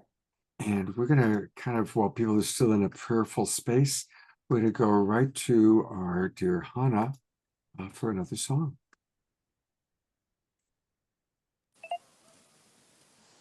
Yes, hello. Thank you so much, Maggie. That was really beautiful. And I'm going to share a song that I wrote called Humble Like the Jungle. And yeah, I filmed a music video for this song and released it last year, and that's on YouTube. But it's a song that is a call to action for the seers, the mystic, the healers, and every single one of us to come together in unity consciousness and service to the earth and our awakening. So this is Humble Like the Jungle.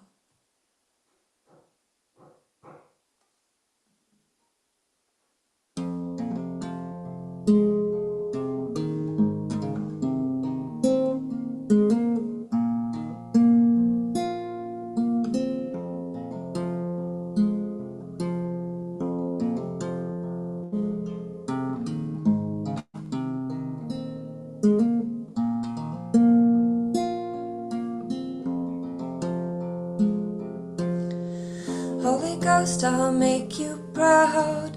Yeah, you know I heard you crying out loud. I was born in the belly of the beast, in the middle of the night, in the temple of defeat. I am here 'cause you called my name. I know the demon tried to snuff your flame.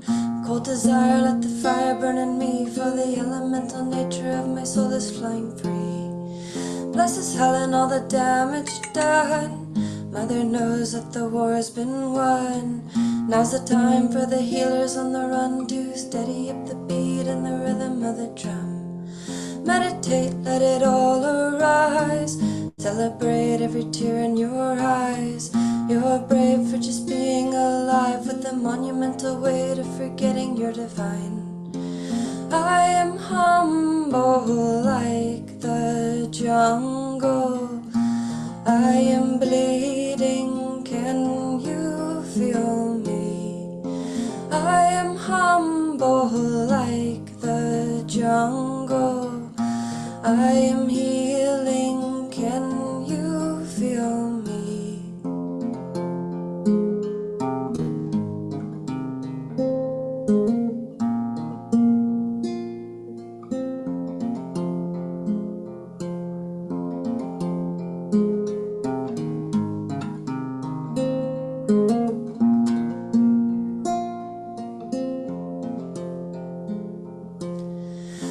remember that you chose your life. There's no need for you to run and hide. I'm sick and tired of the shame and deceit and the fear of never knowing when the mission is complete. There's a presence trying to steal your mind. Air your shadows out into the light. Choose to love and you will heal. In time I'll let the fear of the unknown consume to swallow your life. I am humble like the jungle. I am bleeding, can you feel me?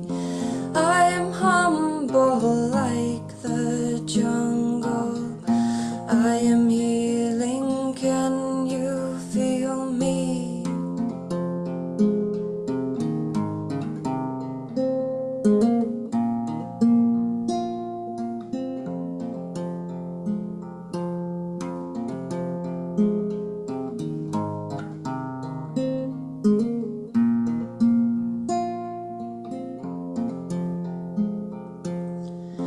I am a never-ending song of the morning star. The situation's rearranging all that you think you are. I'll ride the wind like fever across the great divide. I'll return when you call my name, for my love's not afraid to die. Ooh, ooh, oh,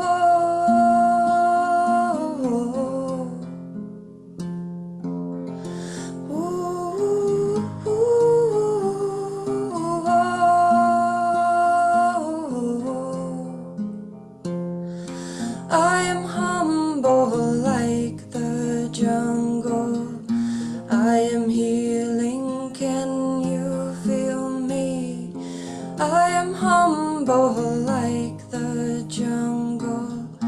I am bleeding, can you feel me?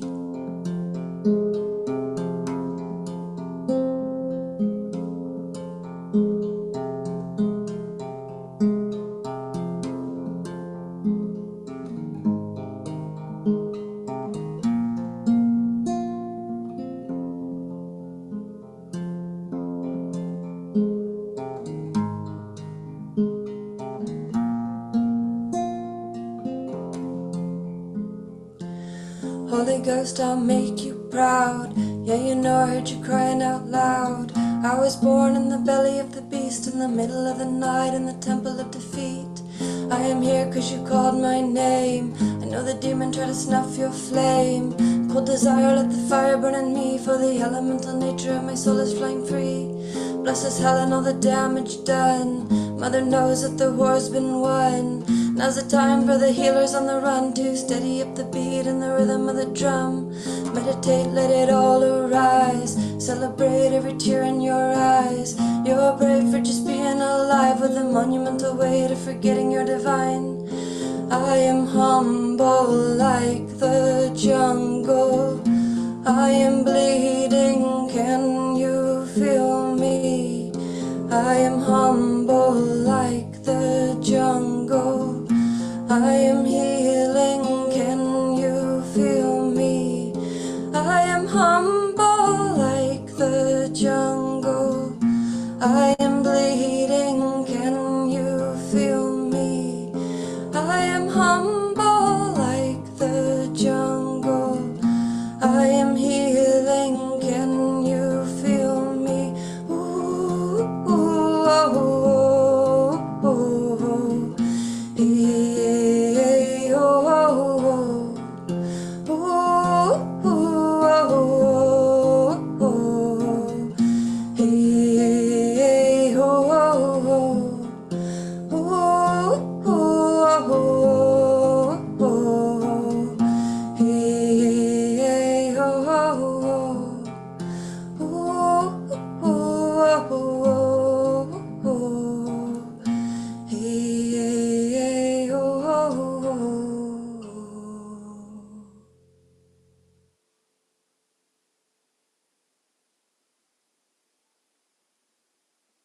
Thank you very much, Hannah. Let's all give her some beautiful twinkle. And a big thanks to Desiree and also Eleanor, Joy, and Rachel for moving and dancing to that beautiful song. There's a lot of wonderful comments coming in. Tess Cacciatore writes, I hear harmonies. Wonderful song. And people are pointing out that Maggie also sings like an angel. So this is true. We've had Maggie sing on the show before, and we'll have to have that happen again soon. Hannah, thank you so much. It's just, I love that song. I've heard it a few times now. And again, people can discover more about Hannah by going to her website, hannahbourke.com. hannahbourke.com. And she's a wonderful healer, Reiki master. So check out her classes, her events, and her psychic and healing services. Thank you, Hannah. So much love for you. Thank you. So much love for you too. Honor and privilege to be with you all tonight. Thank you so much for having me. My pleasure. Oh, wow. Well, as it turns out, by the way, I want to acknowledge she came into the Zoom room right after we had sung her praises, but a big part of this all happens because of Reverend Deborah Moldow, our beloved Rev Deb, who runs the Evolutionary Leaders Circle. And of course, the young people you're seeing tonight are all part of the new Synergy Circle under the umbrella and auspices of the EL. So thank you, Rev Deb, for what you have created and all the wonderful ways that you support all of us. Thank you. Thank you so much, Scott, for showcasing these just wonderful, inspiring young leaders.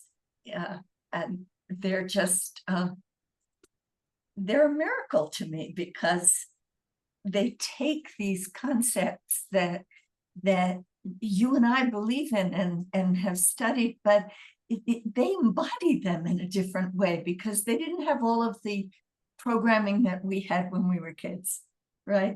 They came in with the new consciousness and doing such beautiful things in the world and making wonderful music and videos, and it's just a joy to have this new Synergy Circle. And thank you so much, Scott, for all that you've done to bring them together and encourage them, and now to bring them on this program tonight.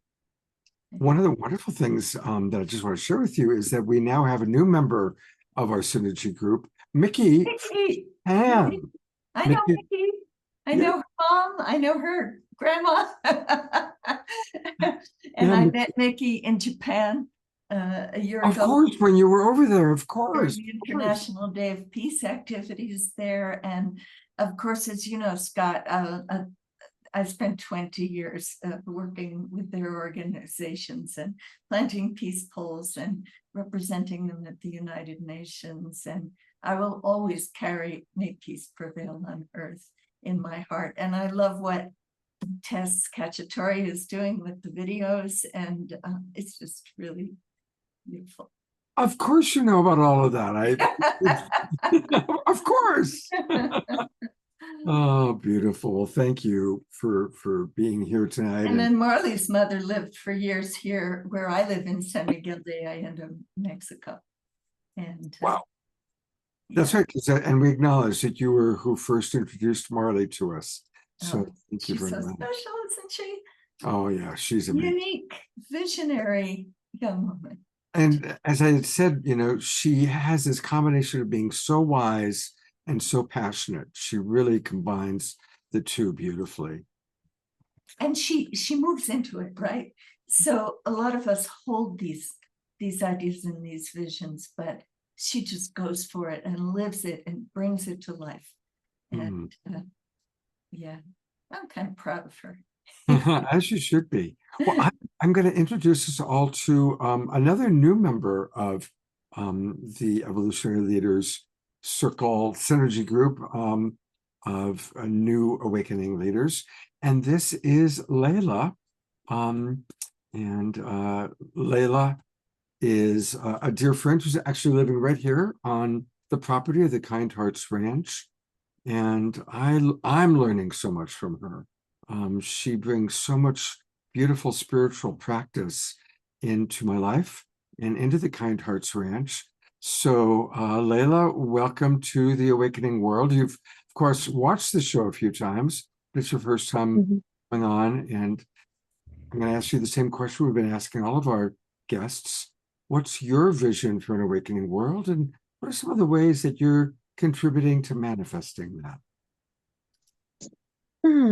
Thank you, Scott, for this beautiful opportunity to talk to all of you guys. I have the privilege of living with him and getting to experience this beautiful land and tend to it, listen to its intricacies, and hopefully make it available and accessible for people with kind hearts to come and share their hearts here.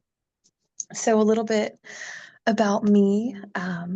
I started my path as an artist. And through creativity and imagination, I've been really able to open to different realms of thought and perception. This has led me to the Red Road, working with plant medicine, as well as studying with various spiritual teachers. Right now, I'm currently co-creating a space where I live here in Grass Valley called the Magnolia Collective, where it's a place where people can come and intimately connect amongst each other and learn some of these really deep spiritual practices that can be so complex and difficult to integrate in a really safe and loving and warm container. So that's currently what I'm working on, as well as my vision for an awakening world. So healing really comes from a place of embodied truth. And there's so much widespread fear right now with sharing what's actually happening on the inside. I think there is stigma and societal conditioning that belittles our truth or confuses us in our experience. So part of the message that I bring around me and hopefully embody is that of truth. And through that ley line of clarity and getting to know what our truth is and each other's truth and finding the common truth amongst all of that, I really feel that that's a key pillar to building an awakening world. I view an awakening world as a space that's full spectrum, where there's all the emotions present, there's the beauty, the pain, the duality, and all of that coalesces and weaves into this harmonic tapestry that just has space for all of it, as we're all experiencing this experience through many different hues, eyes, with so much history in our bloodlines. And I think it's time for us to really step into that more. So hopefully everything I'm creating right now can add to that. I love working with people that also are in that web of truth and trying to sift through the nooks and crannies and the spaces that we're afraid of inside ourselves. So yeah, just sharing that with you all tonight. You know, I know all of us have something going on that we might be afraid to share with someone or with ourselves, or that we're hiding, or and if it came out, it would just be all the stories and ideas and thoughts and assumptions in our head. And just really inviting, you know, tonight, like after this call, to just write a few words in your journal or just calmly sit, you know, and take inventory of where am I not fully stepping into that truth, and letting that guide our next days, because usually the keys to that unfolding and that expansiveness that we're really seeking, whether that be healing, whether that be a new business endeavor, whether that be a new relationship, wherever we're at in our life, it lays beyond what we need to shed. And so that's the first step, usually. I have a snake in my room, and my snake always reminds me that we're always shedding. Literally, I can show you guys. I have his skin right here and just so happy, and there's nothing wrong. It's so a part of his cosmic process to just curl up in a ball and shed his skin and just be revitalized and luscious and soft. And so in this year of the wood snake, we're going through that. We're going through that shedding, that evolution of becoming and, feeling the scaliness and the dry spots. So, just really inviting you all tonight just to, what are those scales? What are those dry spots? And, how can you move forward with that? And, just sitting with that and letting that inform your next steps. Mhm. And yeah, as I said, I have a beautiful metaphysical art center that's going to be opening in Grass Valley. I teach about dreams and dream work and weaving the subconscious mind and ancient symbology with modern day. So I will be sharing more about that. And I also work one-on-one with people. I do a lot of deep somatic trauma healing and help people rewire their lives in a way that's truly nourishing. And I tend to work by referral. So the way to get in touch with me would probably be through Scott or through the Magnolia Collective, which if you look on Instagram or Facebook, it's the Magnolia Collective. On Instagram, it's Open Magnolia. And yeah, I don't want to take up too much space. There's so much to be shared by so many beautiful people. And I'm just so grateful, Scott. Thank you for making the space and just being such a good roommate and such a good friend. Oh, it's wonderful to introduce you to our Awakening World audience. And Jasmine Bear is like trying to find you. She heard your voice. Jasmine Bear is very much in love with Layla. And just to clarify, yes, the Magnolia Collective is Layla's organization. And certainly as time goes by, we're going to be promoting and supporting that. And then the name of the ranch where we live with our good friend Lucky is the Kind Hearts Ranch. So that's the name of our place. So we will be doing events here, live events, which I'm really excited about co-creating with Layla and Lucky as well. So thank you, Layla, for being part of my life now, part of the Global Peace Tribe, and of course, part of our synergy group, the new generation of leaders for an awakening world. Welcome, Scott. Oh, all right. Well, our new gen synergy group is truly global. And we're going to hear now from a couple people that would be with us, except that they're sleeping right now because they live in Europe. And so we're going to meet Simon Ester, who is one of the founding members, along with Rev Deb and Maggie and Marley. Simon was one of the original founding members as well. And so here's a chance to meet him. I am here with Simon Ester, coming to us from Europe. He is one of the original founding members of the New Gen Synergy Circle for young leaders of Awakening World. And Simon, what's your vision for the future for our Awakening World? Yeah, thank you, Scott. Thank you for the introduction, and amazing to being here, and I'm feeling really honored. And my vision for an awakening world, I mean, yeah, that really starts with the now, I believe. And in the now, I really see that we are at this major threshold or this major turning point at the moment. I think that is that everyone is feeling, or that almost is impossible to not feel, where we are, yeah, really transitioning from an old world. Some people call it the age of Pisces. Maybe in developmental psychology, we call it the first tier. Some of the viewers are familiar with that, where it was more about separation, about competition, about survival, tribalism in like a non-healthy form. And where we are transitioning right now, we're having this huge transitional moment as humanity, as this planet, where actually the entire quadrant of this universe at the moment, where we're transitioning into this new phase. And I think we're all feeling this transition at the moment, and we all have different ways of going through that. And I believe that because we're all at the moment together on this planet, that we also all set the intention of experiencing that this shift. And even though at the moment can feel very weird seeing the old system crumble down. I mean, every time that we open our news apps or turn on the television or look outside, oftentimes we see the old crumbling down, but also the new rising up, and that it feels like one foot in the old, one foot in the new world, and that we're at this inflection point, which is, I think, for all of us quite the intense process. And I don't know one person for who's it an easy ride or just a walk in the park.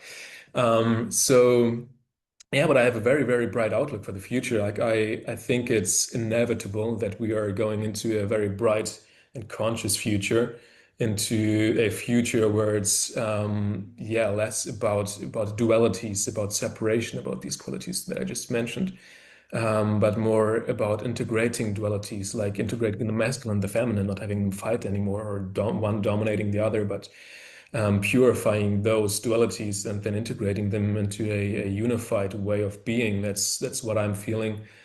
And yeah, it's such a alchemical process also that feels this what is happening at the moment. But for me, from so many perspectives, from the shamanic perspective, from the developmental perspective, from the astrological perspective, from so many different ways of looking at it, we are heading into a wonderful new world, because it cannot be any other way, because the frequency, so the light, is just supporting that, and not those primitive energies that we had before, not primal, but primitive. I have a very, very bright outlook on the future, and I'm 100% sure that we are going there, even though this process in which we are right now is quite the dirty one, quite the messy one. It's I think without having such a clear groundedness in that it only can become good because we chose those timelines and we chose to go there collectively. I think it can be very hard in this transitional time, and I see that in many people that get quite caught up in all the dirty things about the pain and suffering, about the bloodiness of this process that we are in right now. But as I said, I think it only can go into the right direction, because that is where the universe is heading, at least in this corner of the universe that we are in right now. And I think it will have implications and impact on every single field that we are experiencing in our lives in the world, not only in the collective, because oftentimes we just hear about the collective and the collective changes, but also, of course, in the individual. And also that this process is deeply collective, and on the one hand, but also deeply individual, because of course we as individuals are constituting or making the collective, and the other way around. And that is how I see this time at the moment, and also where we are heading. That's these qualities about integrating dualities, this collective intelligence, where it's not only a top-down anymore, but a leadership that is about networking, about decentralizing and not centralizing, about balancing many aspects of our lives. Also, when we look at technology, for example, the shifts that we are going through at the moment, or these revolutions, where you first went to an agricultural revolution that really freed up like much workforce or much time for us, that not 95% had to work on the fields anymore of the people. Then the industrial revolution, then the informational revolution, where most people went into informational jobs. Of course, now with AI, we also have this transition where I think in a couple of years, 90% of people will have no economic value anymore in the current system, which will create huge challenges for us, but also huge opportunities, because maybe then, if we can accept it, we will look into questions like, okay, what now? Who am I beyond my economic value and my purpose as someone that achieves things or that produces things and that identifies with titles. And I think that gives wonderful opportunities on the one hand for growth, but also I think it is then up to those that are conscious of this process to also guide those that are not conscious of this process, because I think it can be very, very hard and very dark for many people when the sense of purpose is lost in this way. And I think that's just one of the many ways of the time that we're heading in. I think many people also will go and will not be able to transition in this process. I'm noticing that in my private life right now. And also then I think for all of us, it is about reinventing ourselves. Who are we then in these new qualities? And if we will not reinvent ourselves or go with this time, I think we will have a very hard time, because now, of course, in the world that we lived in until now, qualities like really achievement on an egocentrical end and exploitive means and manipulative means really worked well, very, very well. But these things will not work anymore in the future because just the entire, let's say, frequency or field will not support this anymore. And also things that we have not looked at in ourselves when we manipulate ourselves unconsciously or have shadows in ourselves that we're not aware of and that are sabotaging us. I think they will all be brought ruthlessly to the surface and that need to be looked at. And I don't think that everyone wants to do that. So I think many people are leaving that decided to not go through this process. But as people that are staying in the process, I think it's a rough one, but a beautiful one, especially in those moments where it gets really tough. And growth oftentimes very much happens, and not only individually, but also in relationships. I think relationships are a great catalyst for this change. And then it's all up to us where we see our place in this world, in this lighter, in this more loving world. And for me personally, I have about 10 years of experience as an entrepreneur in various fields of trade, of fashion, of marketing, just building companies and structures, which is just a big, big passion of myself, just building things, building organizations, and bringing all the pieces together. And I feel for me like a transition also in this. I stopped most of my ventures, like 90% of my ventures, I just canceled or stopped. And to really go into a personal process and see where do I want to go. And also there are things within myself that I'm feeling since I'm a little kid that I'm remembering since I'm a few years old, where I really was very excited about temples, about buildings, about creating structures and systems for people to grow in. And I always had these visions and dreams already as kids of beautiful structures that are created for transformation of the person, basically modern day temples. And that's really where I feel purpose in creating these temples of transformation, about purification, places where we can go and really go through the processes and that create the most beautiful, most wonderful place for going through our personal transformational process to go through this transition to really go and develop every facet of the human being and explore what it means to be human and also what it means to be beyond being human. And that is where I, for example, as my role as an entrepreneur in this world and also designer and web designer, past month I learned how to build big social networks and educational platforms, and combine that with AI chatbots and big systems of knowledge and how that all can be combined. And then also, I'm aspiring to take it from the 2D of screen designs of online platforms to the third dimension of buildings, because I love buildings architecture and really creating modern day temples of transformation. This is really where I feel where my role is, and it's a very transformational process, letting go of all the old systems, all the old things that I've built, and then creating space for the new. And also in this, in this transitional process, we have this group of the young evolutionary leaders, the next new gen leaders, which is a part of the evolutionary leaders synergy circles. And just as leaders, having peer support there and supporting each other is a wonderful thing in creating these new structures and projects. And for that, I created together with Dominic, who also presents today, a website, a beautiful website where you can all learn more about it. And I just wanted to quickly share the design with you because I think it turned out really beautifully. So this is the website.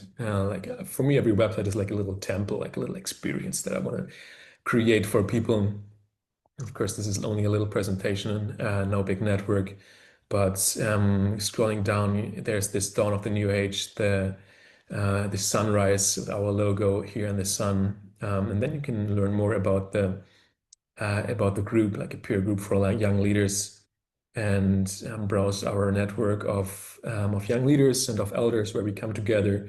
You can just take a look at what we're doing, who is in the network. We have wonderful, wonderful people. Of course, also Scott as a founding member, a very, very valuable member of ours. And us bridging generations, this beautiful imagery was created by Dominic. What we actually do is also very important because oftentimes in these projects it's very, very light, very airy, fairy dust.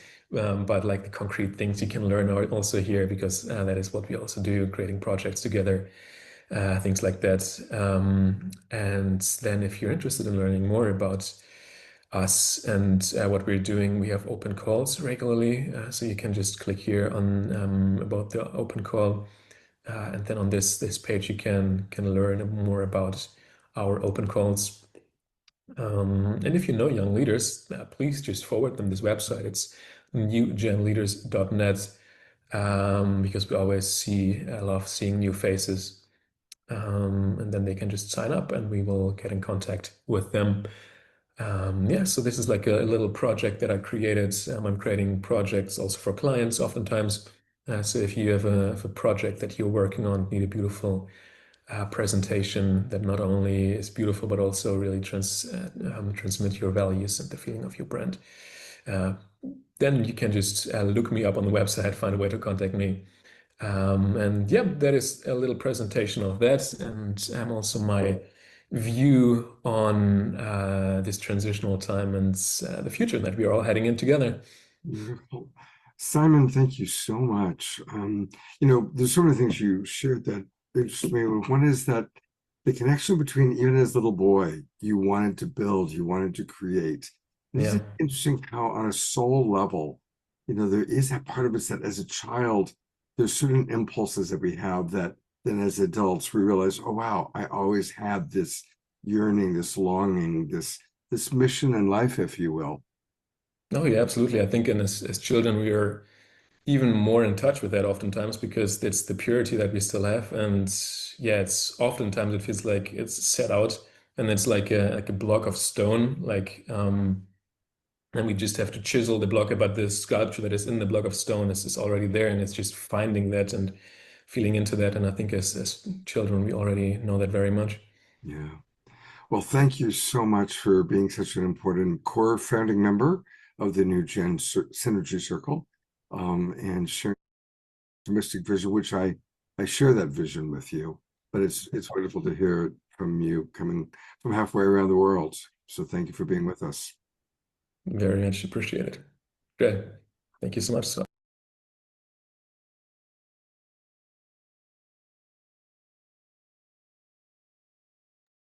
It's so beautiful listening to these amazing young people that I'm grateful to be in collaboration with. And yes, I know that I'm very pink and I look funny. My overhead light blew just before the start of the show, so I only have my little lamp here. I will fix it and make it better in time for the next show. Well, many of you who are regulars know Tatiana Speed. She is absolutely one of our most beloved members of the Global Peace Tribe. And, she had been in a period for many, many years. She went through a health crisis. And just was coming out of it at the same time that we started doing these Global Peace Tribe shows. And it's been beautiful watching her just bloom. And she's also a founding core member of our group.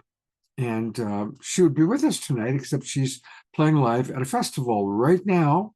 Her mother is watching. Lorianne, thank you for giving birth and raising this beautiful daughter that we all love so much. And here's a video that we recorded yesterday with Tatiana Speed.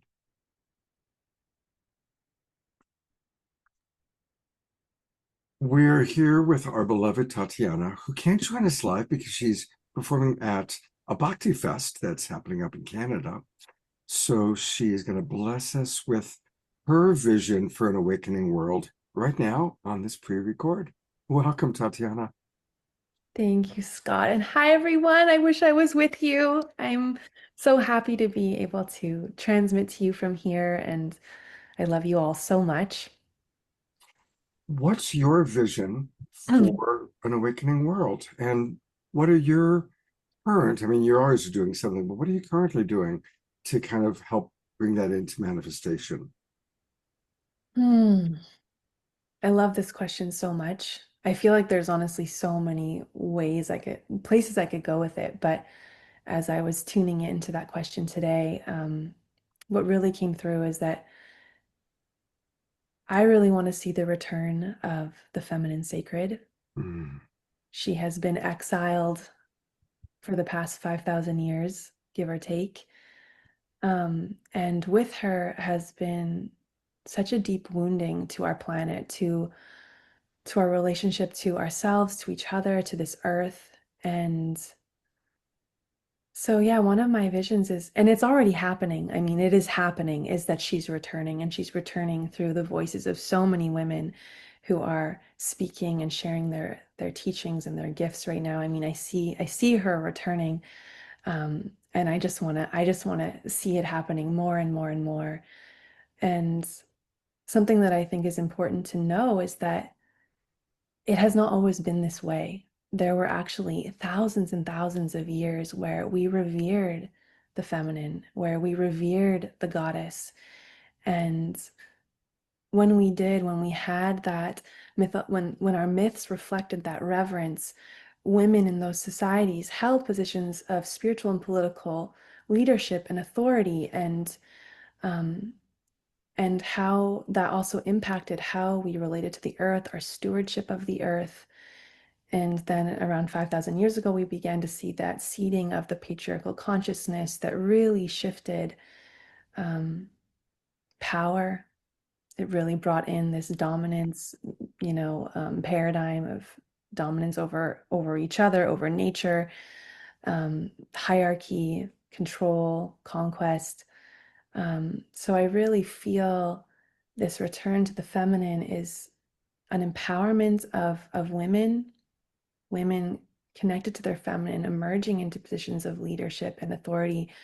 And as we do that, we actually empower our men. I have so much love for men. I am not at all a feminist that is here to bash the masculine. I feel such love for men, and I really see how women actually emerging into their power helps men also find their own power. And just, I'm really here for that co-creative beauty of the divine union between the masculine and feminine. And I'm just on a real tangent right now, because now I'm just feeling called into the Jesus and Mary story, who I feel like really embody that for us, this divine union, and the power of the masculine and feminine both coming into their embodied authority, their wisdom, their love, and leading from there. And as more and more of us step into that, the beacons, the lighthouses that we create around the world, I feel are here to shift the consciousness here into this awakening world. Well, it's so beautiful. I'd love for you to share what kind of you're experiencing or perceiving about how Yeshua, Jesus, and Mary Magdalene and their union, and how we're now more and more becoming aware there wasn't just Jesus, but that it really was the two of them together. What's your perception about that? I've been on such a journey with that right now. It's so alive in me. Um, I mean, as you know, Scott, my mom's come on this show, and I've been on a real journey with her. She's been a channel for Mary Magdalene, and my journey with Mary actually started when I was 18, first in university, going into her true story. I was in a religious studies 101 class, and they said, research a contentious religious figure, and I saw her name on the sheet of paper as like an option, and every Wow. my body was like like a Wow. electric current going through my body. And then I very innocently started researching her, and I was in the university stacks, like surrounded by all these manuscripts, like reading and discovering that her story is so dramatically different than what we've been told. She's not a sinner, she's not a fallen woman, she's not a prostitute. And even in the canonical gospels, the gospels that have been approved by the Roman Catholic Church, there's nothing of that in there. So that was my first kind of wave of awakening, was just in the canonical gospels, the ones that have been approved. Her story even shines through from there, that even in those gospels, she's a force.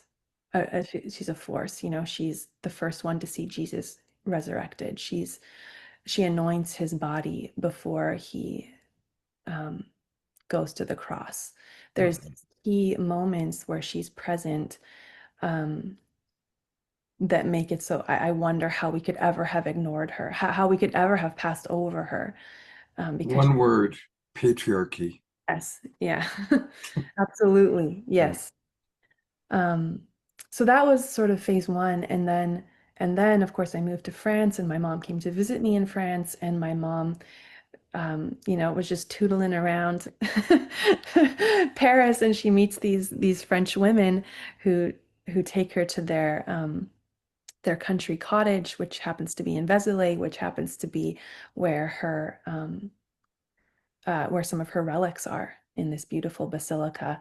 And my mom has been on the show, and she's talked about this. She has this huge download of Mary Magdalene, and completely took her by surprise. And then I really became kind of I got to receive so much of my mother's wisdom during that time. I was really privy. I really feel like I sat at her feet and got to receive just the beauty of these downloads that were coming through for her, that lasted years, and I got to ask so many questions. And so we really had this beautiful experience together during this time, so Mary was very present then. And during that time, it was really, she was telling her true story to my mom. And then she was also giving all this information about the feminine body, the sacredness of the feminine, honoring herself, what that looks like, what that feels like. There was just a lot of beautiful teachings that came through. And then now, in the last few years, really only in the last year, honestly, I feel it landing in my own body as my own authority, or like my own journey with her. Right. And that's been quite remarkable, because before it was part of a school. And then it was really a journey I took with my mom, which was incredible. And now in the last little while, it's really been a direct line in with her, and very much also connected with my partner, Mark. We've been opening up the teachings of Jesus and Mary, and I don't honestly have words for what's happening yet. It's still very new, but it's just guiding me so deep into the heart of love that I'm experiencing love in a way I haven't ever experienced love. And yeah, it's like love as not as something soft or sentimental, love as like a power, love Yes. as Yes. flame, love as something that burns, love that is alive, love that is radical, revolutionary, love that changes, that shakes the structures of power. Like, as I feel like I'm reading the Bible again too, and I'm like, it's landing differently somehow. Like, whoa, Jesus was a radical, revolutionary warrior of love. And what he brought was so powerful, like there's not even words. And that kind of love, if there's anything that I feel is here to awaken this world, it's that radical, revolutionary love. Coming on for a quick second, because I've just got to riff on that. Have you read the Gospel of Thomas yet? No. So, you know, they found many of the books that the Catholic Church had not put into the Bible. Mm-hmm. One of them is the Gospel according to Thomas. Mm-hmm. It's not a story, it's just direct quotes from Jesus. Mm. And when you talk about he was a radical revolutionary, read the Gospel of Thomas, because this is the closest. It's not somebody else writing about who he was. It's like direct quotes. And that's exactly the picture it paints. So definitely find the Gospel of Thomas. I love that you're saying that. I've actually been working my way through each one of the Gnostic Gospels right now. I started with the Gospel of Philip and then the Gospel of Mary Magdalene, and now I'm on the Pistis Sophia. So I will read the Gospel of Thomas next, and it's wild to read the Gnostic texts. There is like a charge with them that is, I can't even listen to the Pistis Sophia. I don't understand a word. It's so cryptic.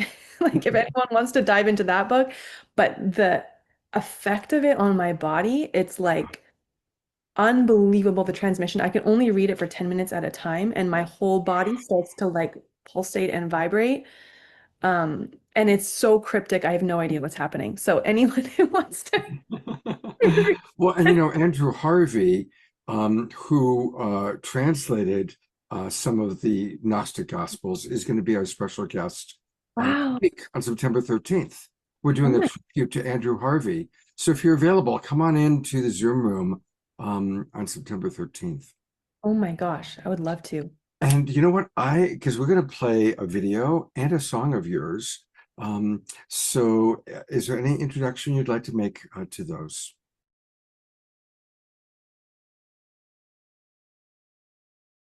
I'm going to come in and do the introduction myself. Isn't it wonderful getting to know each of these young people, though? And I'm really appreciating the chat. I was able to catch up a little bit on the chat box. And yes, next Saturday night, Andrew Harvey is going to be with us. And I really want to have a big crowd for that. So please, everyone, invite your friends. Let's have watch parties. Let's really enjoy a tribute to the great Andrew Harvey, who's now a personal friend with our wild monk of the Mystic Monastery, Jerry Anderson. It's going to be a really beautiful, beautiful show. So definitely join us next Saturday night and spread the word, and let's really make it a special show. So here is the video that Tatiana provided. We have played it on the show before, but it's so beautiful. And it's called Home. And she does a lot of work with Habitat for Humanity. And this song was inspired by that work. Habitat for Humanity was famous because Jimmy Carter, you might have seen pictures of him at 90 years old, pounding nails and building homes. So anyway, here's our beloved Tatiana with Home.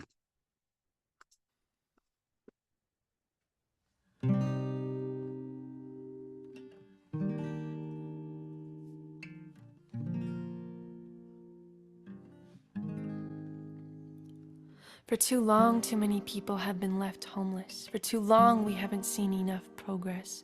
For too long, exiled, displaced, and alienated, people walk this earth devastated. For too long, we've lived in separation, forgotten our true nation, this earth the home to all future generations. Cut off from life, cut off from each other, we've forgotten nature, our only mother. This disconnect is our deepest wound. Towards wholeness, we must reattune. Whole life, whole person, whole systems, all cultures, one planet. If you feel this truth, let's stand for it. Let's reclaim home as the destination. Choose inclusion over separation. And build a refuge, a sanctuary, a place of healing that nurtures and supports all beings. Let's build a home right where we are. Let's build a home for all of us. Let's build a home for humanity. Let's build a home that nurtures all of life. It starts within. It starts with me, it starts with you. Can we turn to ourselves and see ourselves anew? What do we love? What do we cherish? For what do we stand on this beautiful planet, this sacred land? It starts with community, creation, culture. Can we build together, my sister, my brother? It starts right here, right now. Put the seeds in the ground until life springs up all around. We can walk through our garden, this home that we make. Together we change humanity's fate. And from the local to the global, from the I to the we, from the north to the south, from the west to the east, all cultures, all borders, all peoples, all life, we can come together and ignite a home for all to which all belong. This is the prayer, this is the song. Let's build a home right where we are. Let's build a home for all of us. Let's build a home for humanity. Let's build a home that nurtures all of life. One world, one home, one heart, one life. All people, all cultures now. One world, one home, one heart, one life. All people, all cultures now. Let's go home. We are going home. Let's build a home right we are. Let's go Let's build a home for all of us. Let's build a home for humanity. Let's build a home that nurtures all of life.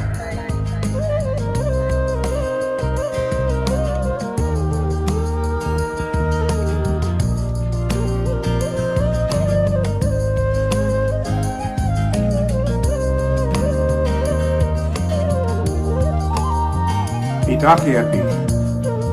This is our home, our Mother Earth, for all living beings. From the power with to the power to, we can change and create something new. Hold the vision, hold the mission, hold the line. We are birthing a new paradigm. Homecoming, we are all becoming who we need to be to hold off this catastrophe. Down on our knees with prayers for peace for this indivisible family. Around the world, feel the hearts opening. Around the world, feel the hands extending. Around the world, feel this movement coming. All cultures, all peoples, one planet, one home.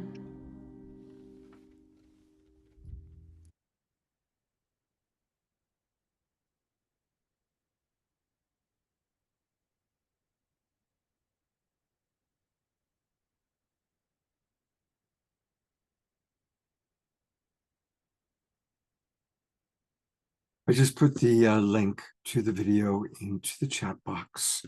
And that's where you can watch it. It's so inspirational, isn't it? Very, very, very beautiful. It is. You're right, Scotty Satori. It's another wonderful Awakening World anthem. And of course, you saw many of our friends in the video, Gary Malkin, Ben Bowler, Rama and Alexander. They're all global peace tribers that have been on the show and that are friends of ours. So beautiful colleagues. Well, if people's energy is good, I have one more video to play. I wasn't sure whether to play it or not, but people seem to be hanging in there. We still have 47 people in the Zoom room. So I'm going to introduce you to Dominic, who is very involved in the Interstellar University.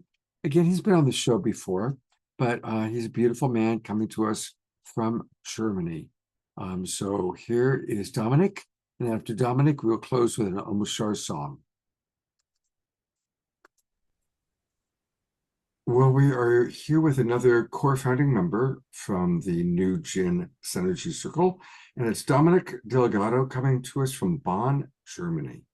And he's been with us from the very beginning. He's a delightful man, doing great work with the Interstellar University and many other visions and experiences, helping to create our awakening world. And Dominic, I'd love to ask you to share with our audience, what is your vision for the future and for an awakening world?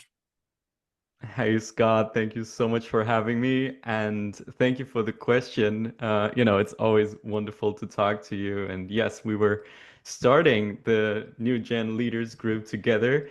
And for me, I'm very much focused on exploring what the future of humanity looks like, and especially an enlightened future for humanity. And so everything starts with awareness for humans, having more awareness about their internal states, about, them actually being light beings. We all are light beings at our core. And also about awareness that we're not alone in the universe. So that is definitely something that is a paradigm shift for many people to experience this firsthand, and also to broaden their worldview around this. So this has a lot to do, in my view, when it comes to an awakening world. Disclosure is a big part of it, but actually the disclosure within our hearts, but because we are them, we are the same, we are brothers and sisters, and many starseeds around the earth are feeling this and are living this. And, we're actually actively building the new earth, and especially with Interstellar University, this is a wonderful project where many people are contributing, and which has been founded by Jean and John Person together with astronaut Edgar Mitchell, who was the sixth man on the moon. So this goes a long way, and it's really a beautiful network of people that are actively developing the new Earth, not just creating awareness, but also educating people through specific programs that ground this knowledge in a way. But then also the next step after this is really to change society, change structural systems. So this is something, I'm very much a hands-on guy. I really like to approach things also on a systematic level, because also we need to change systems to bring, and help birth new systems that are created on love and also on abundance. So yeah, a lot to say about everything, but that's, that's how I want to start this. Absolutely. I interviewed Edgar Mitchell way back when I was working on the UFO shows back in the 90s. So it's beautiful how it all kind of keeps coming full circle. And you truly are representing the new generation as you carry it forward. And I love what you just said about disclosure starts within our hearts. That's beautiful. Tell us more about the Interstellar University, what it's doing, and what the vision for it includes. Yes, sure. So the vision actually includes, on the larger scale, the bigger vision is for humanity to have what we call a universe city.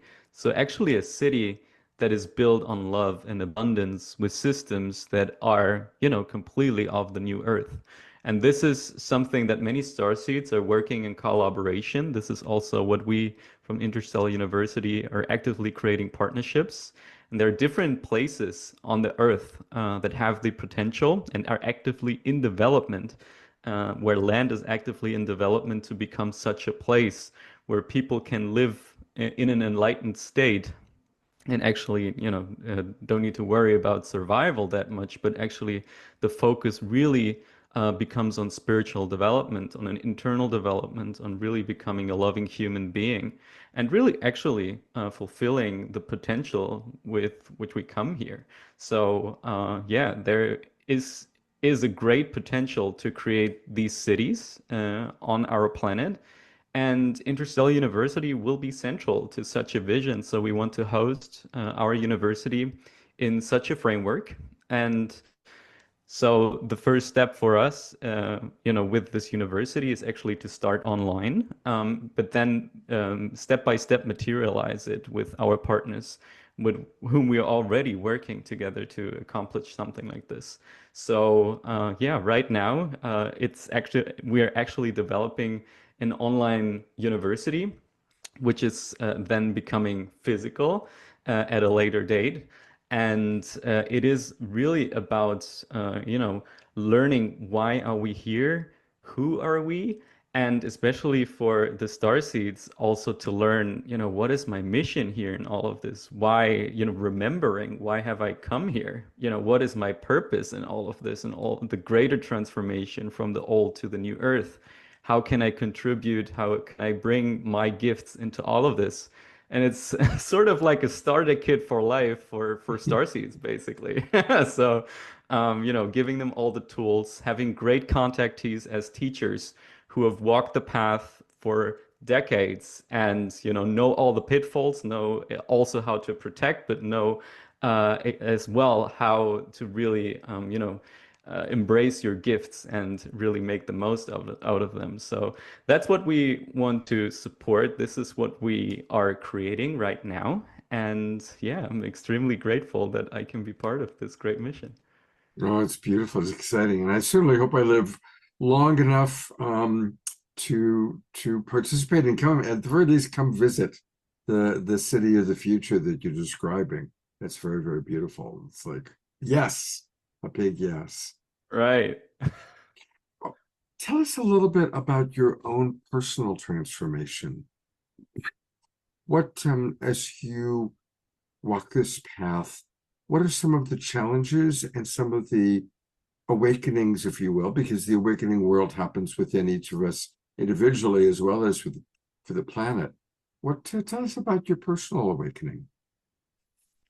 Yeah, so my personal awakening, actually, I don't know if it has a start, but when I was consciously aware of it, it was in my childhood where I started to have very vivid dreams. And also, in the moment, I thought it would be, a heightened sense of creativity. I always had a lot of creativity in my childhood, but then, I started seeing physical beings in or they appeared to me as physical with my physical eyes, in my child's bedroom. And, my mom is really open to this as well. So I started to nitpick her, some books from her, introductory literature into spirituality. And from that, I later on, started developing this. Also through my youth, I sort of lost it in a way. And now it's coming back, not just through my studies in Bonn in spiritual philosophy, which I completed here at an alternative university. But then, I'm in a spiritual initiation, if you want to call it that, with my own spiritual teacher, who is a Native American shaman, who's teaching in Amsterdam, and I'm there for 4 years now. And he really, shows me and all of my colleagues there, how to really activate your senses again, so extrasensory perception, but also teaches us a lot about the star nations and our friends and brothers and sisters out there from other stars, because the shamans are holding this knowledge. It's really the ancient indigenous people who have this knowledge for millennia. And it's really grounded, actually, because it's just part of their tradition. And this is also the angle that makes Interstellar University unique, because most of maybe the educational platforms or other people talking about star nations or extraterrestrials are mainly talking about it from the UFO perspective, from military intelligence perspective, and also from do you see something in the sky?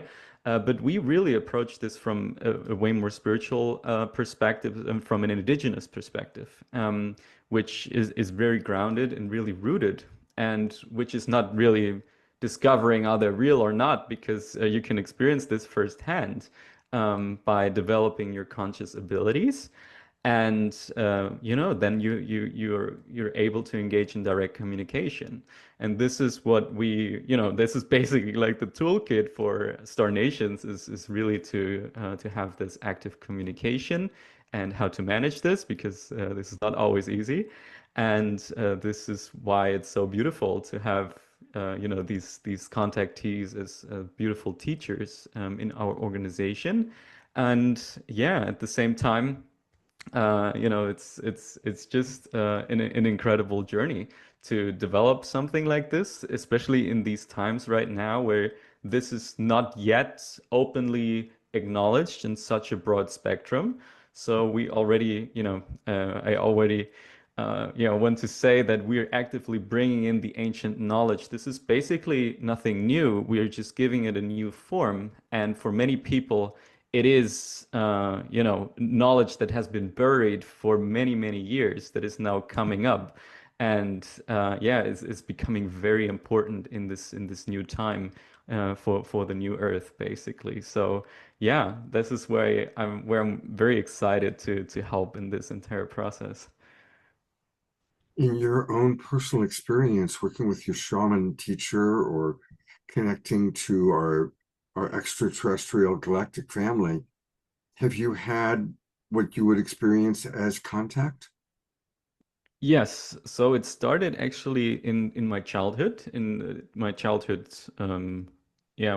bedroom, so to speak.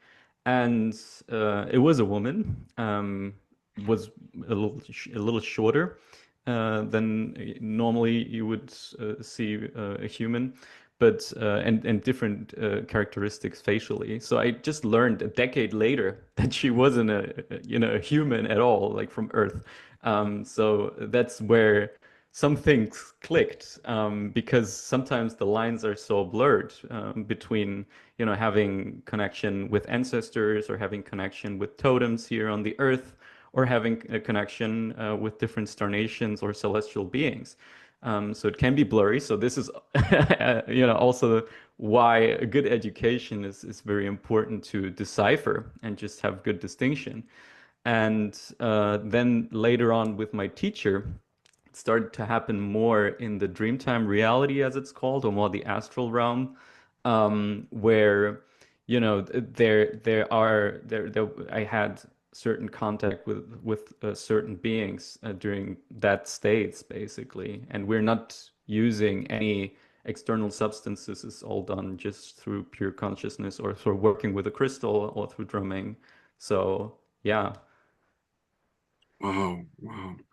And how amazing to have started this experience as a child and then to have found or been attracted to, the guides that can help you to really ground it in reality as an adult now.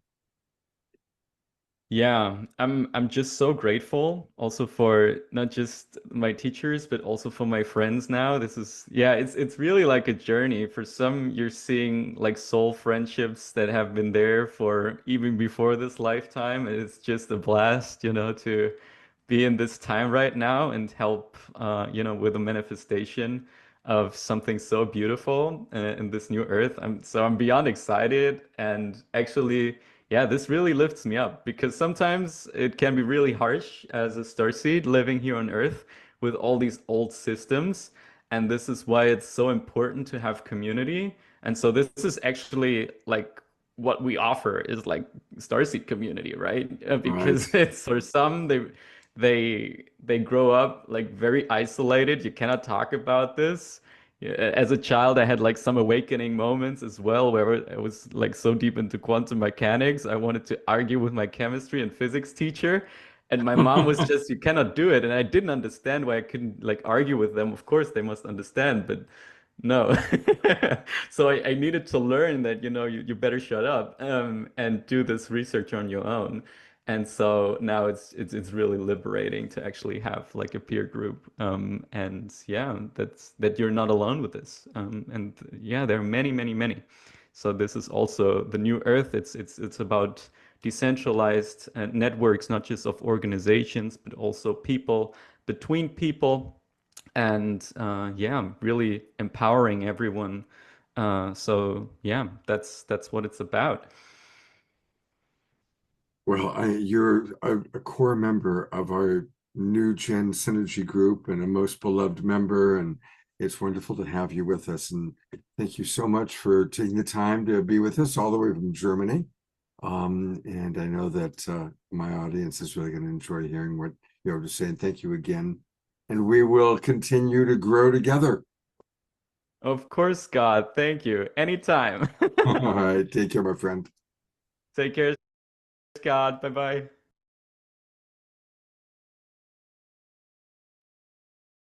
He's such a sweetheart. He's just beautiful. Everybody, all these wonderful, wonderful young people who are creating an awakening world.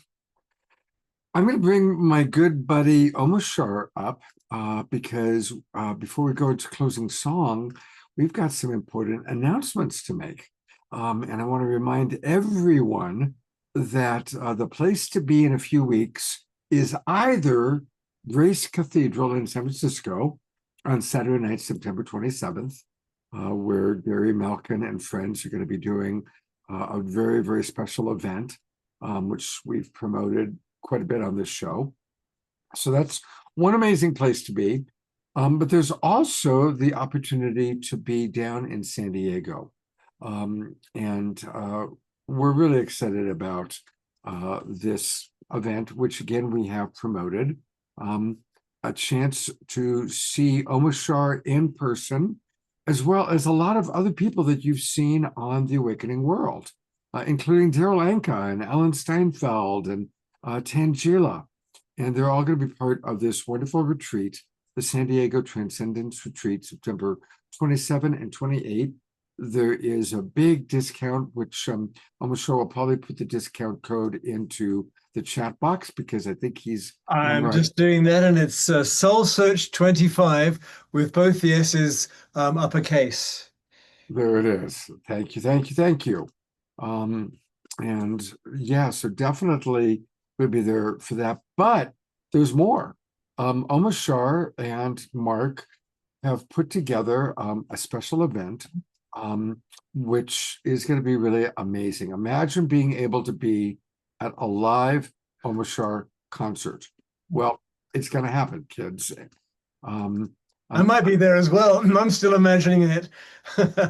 I certainly hope you're going to be there. I hope you're going to be able to make it. It's going to be a beautiful concert on Monday night, the 29th, at Mark's place, the Vision Center for Spiritual Living. That's the one. And so come on down to San Diego. I'm planning on being there. Don't tell Gary Malkin because he thinks he's wanting me to be in San Francisco with him. If anybody of you know how to bilocate, I am available to learn how to bilocate. You know what? I think Dominic might be able to. I was just as you pulled me on screen, I was just actually typing up. He is a sweetheart, and what I'm getting from the vibe from Dominic is I was going to say the masculine version, but not even that. It's the same vibe that I get from Tatiana. It's just that absolute, intelligent, totally connected transmission from the center of their hearts with no agenda, no me. It's just we're in this together and we're rising, and this is what I have individually to share. So it's amazing. Thank you for sharing that with Dominic, with us. Yeah, no, it's absolutely beautiful. Thank you. And I want to acknowledge in the chat box, Dr. Laura, Dorina Choi, Ayada, thank you for your beautiful comments. And yes, let's really pack the house next week for Andrew Harvey. I'd really like to really make sure that that's a big successful event. And now is a good time for any of you who have not registered for the season. The new season begins October 1st and goes all the way through the end of the year. Now, of course, all of you in the Zoom room are already registered for what is the summer season, coming to a close in a couple of weeks. And for any of you watching on Facebook and YouTube, come join the Global Peace Tribe. It's easy. Just go to globalpeacetribe.com, globalpeacetribe.com, click register for the new season. That takes you to our registration page. And new friends, students, and seniors get all of the Zoom room links for as little as $22.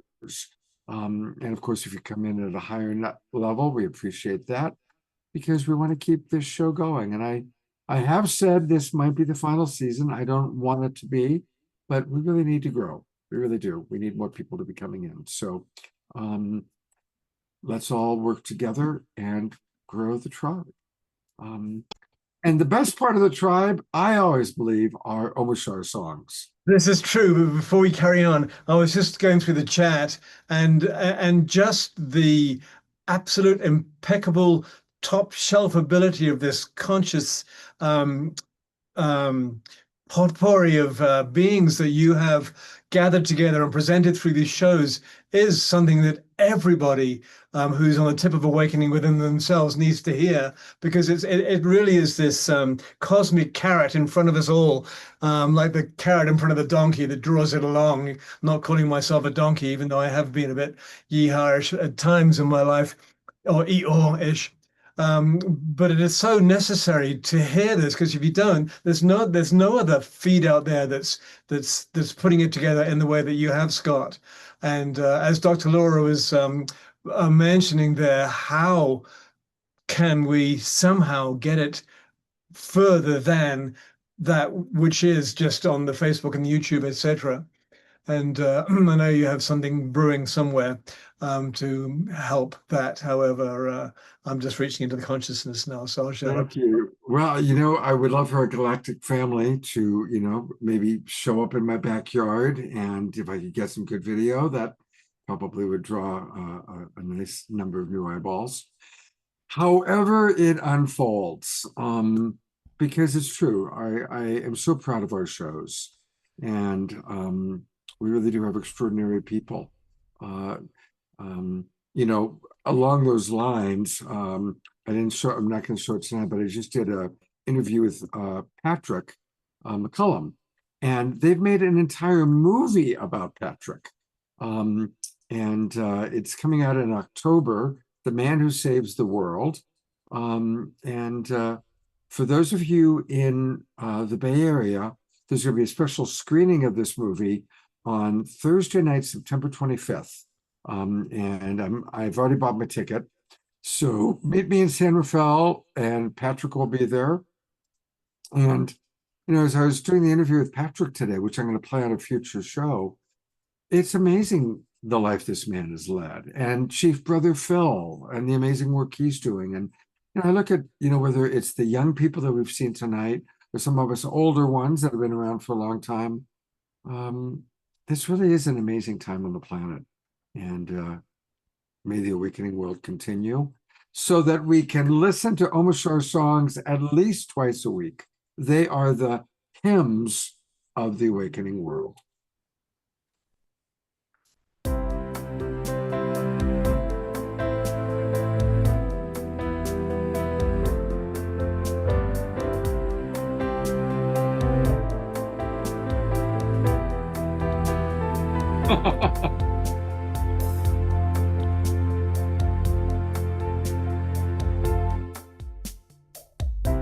What more can I be than what I am?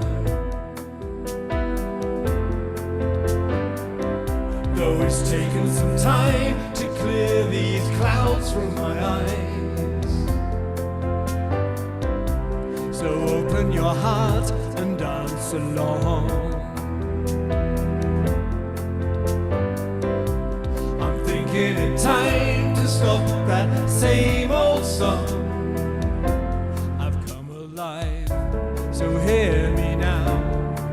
I am in love with the world around me, and I will hold her in my arms and lift her with my dreaming. Ba-da-da-da. I lift her with my dreaming. Ba-da-da-da.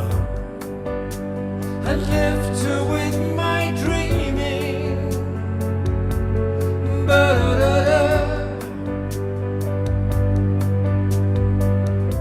So don't try to hold me to what I was. I've traveled through time to see this day arise. The love that I am is here for you. So open the door and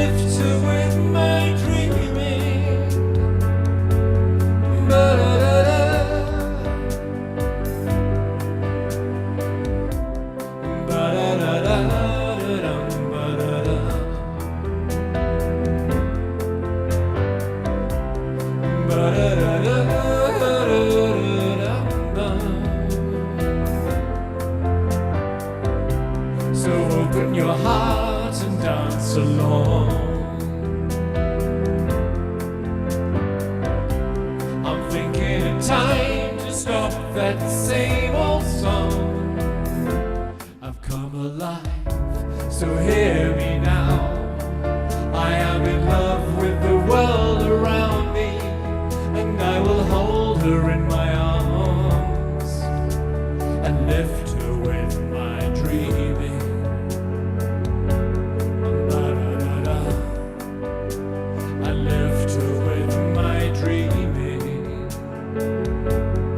Ba-da-da-da. And lift her with my dreaming. Ba-da-da.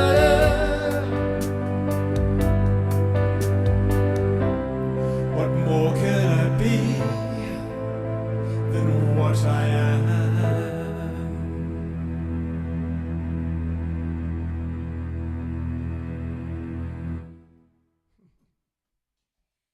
I love that song, and I love seeing everybody getting up, moving and grooving and dancing, even though we're yawning a little bit. It's getting late. I know, I was yawning a bit too. What happens is that as my voice kind of closes up at this time of night, if I'm not drinking a Guinness, and so a secret and my joke. But anyway, always such a pleasure to share, Scott. Thank you for the opportunity and the privilege. Wow, it's a beautiful show, beautiful shirt. Look at that shirt. That is really something. It is. Wow. Okay, well, I'm ready for some dinner. Much love. Me too. Next week, Wednesday nights, we have Dr. Tara and Carolyn Brillard talking about spiritual bypassing and some of the challenges of the spiritual world. It's going to be a very dynamic conversation, which I'd like Omashar to participate in, and all of you. It's going to be a very conversational show. That's when. Yeah, Dr. Tara is so unique. I just love her perspective. Yeah, no, she's brilliant, and so is Carolyn. And then, of course, on Saturday night, a week from tonight, will be our wonderful friend Andrew Harvey with us. So, thank you everybody for being with us. I'm going to go to gallery view for us all. Say goodbye, good night. Enjoy tomorrow. Make it a sacred Sunday by seeing the divinity in all. Good night, everybody.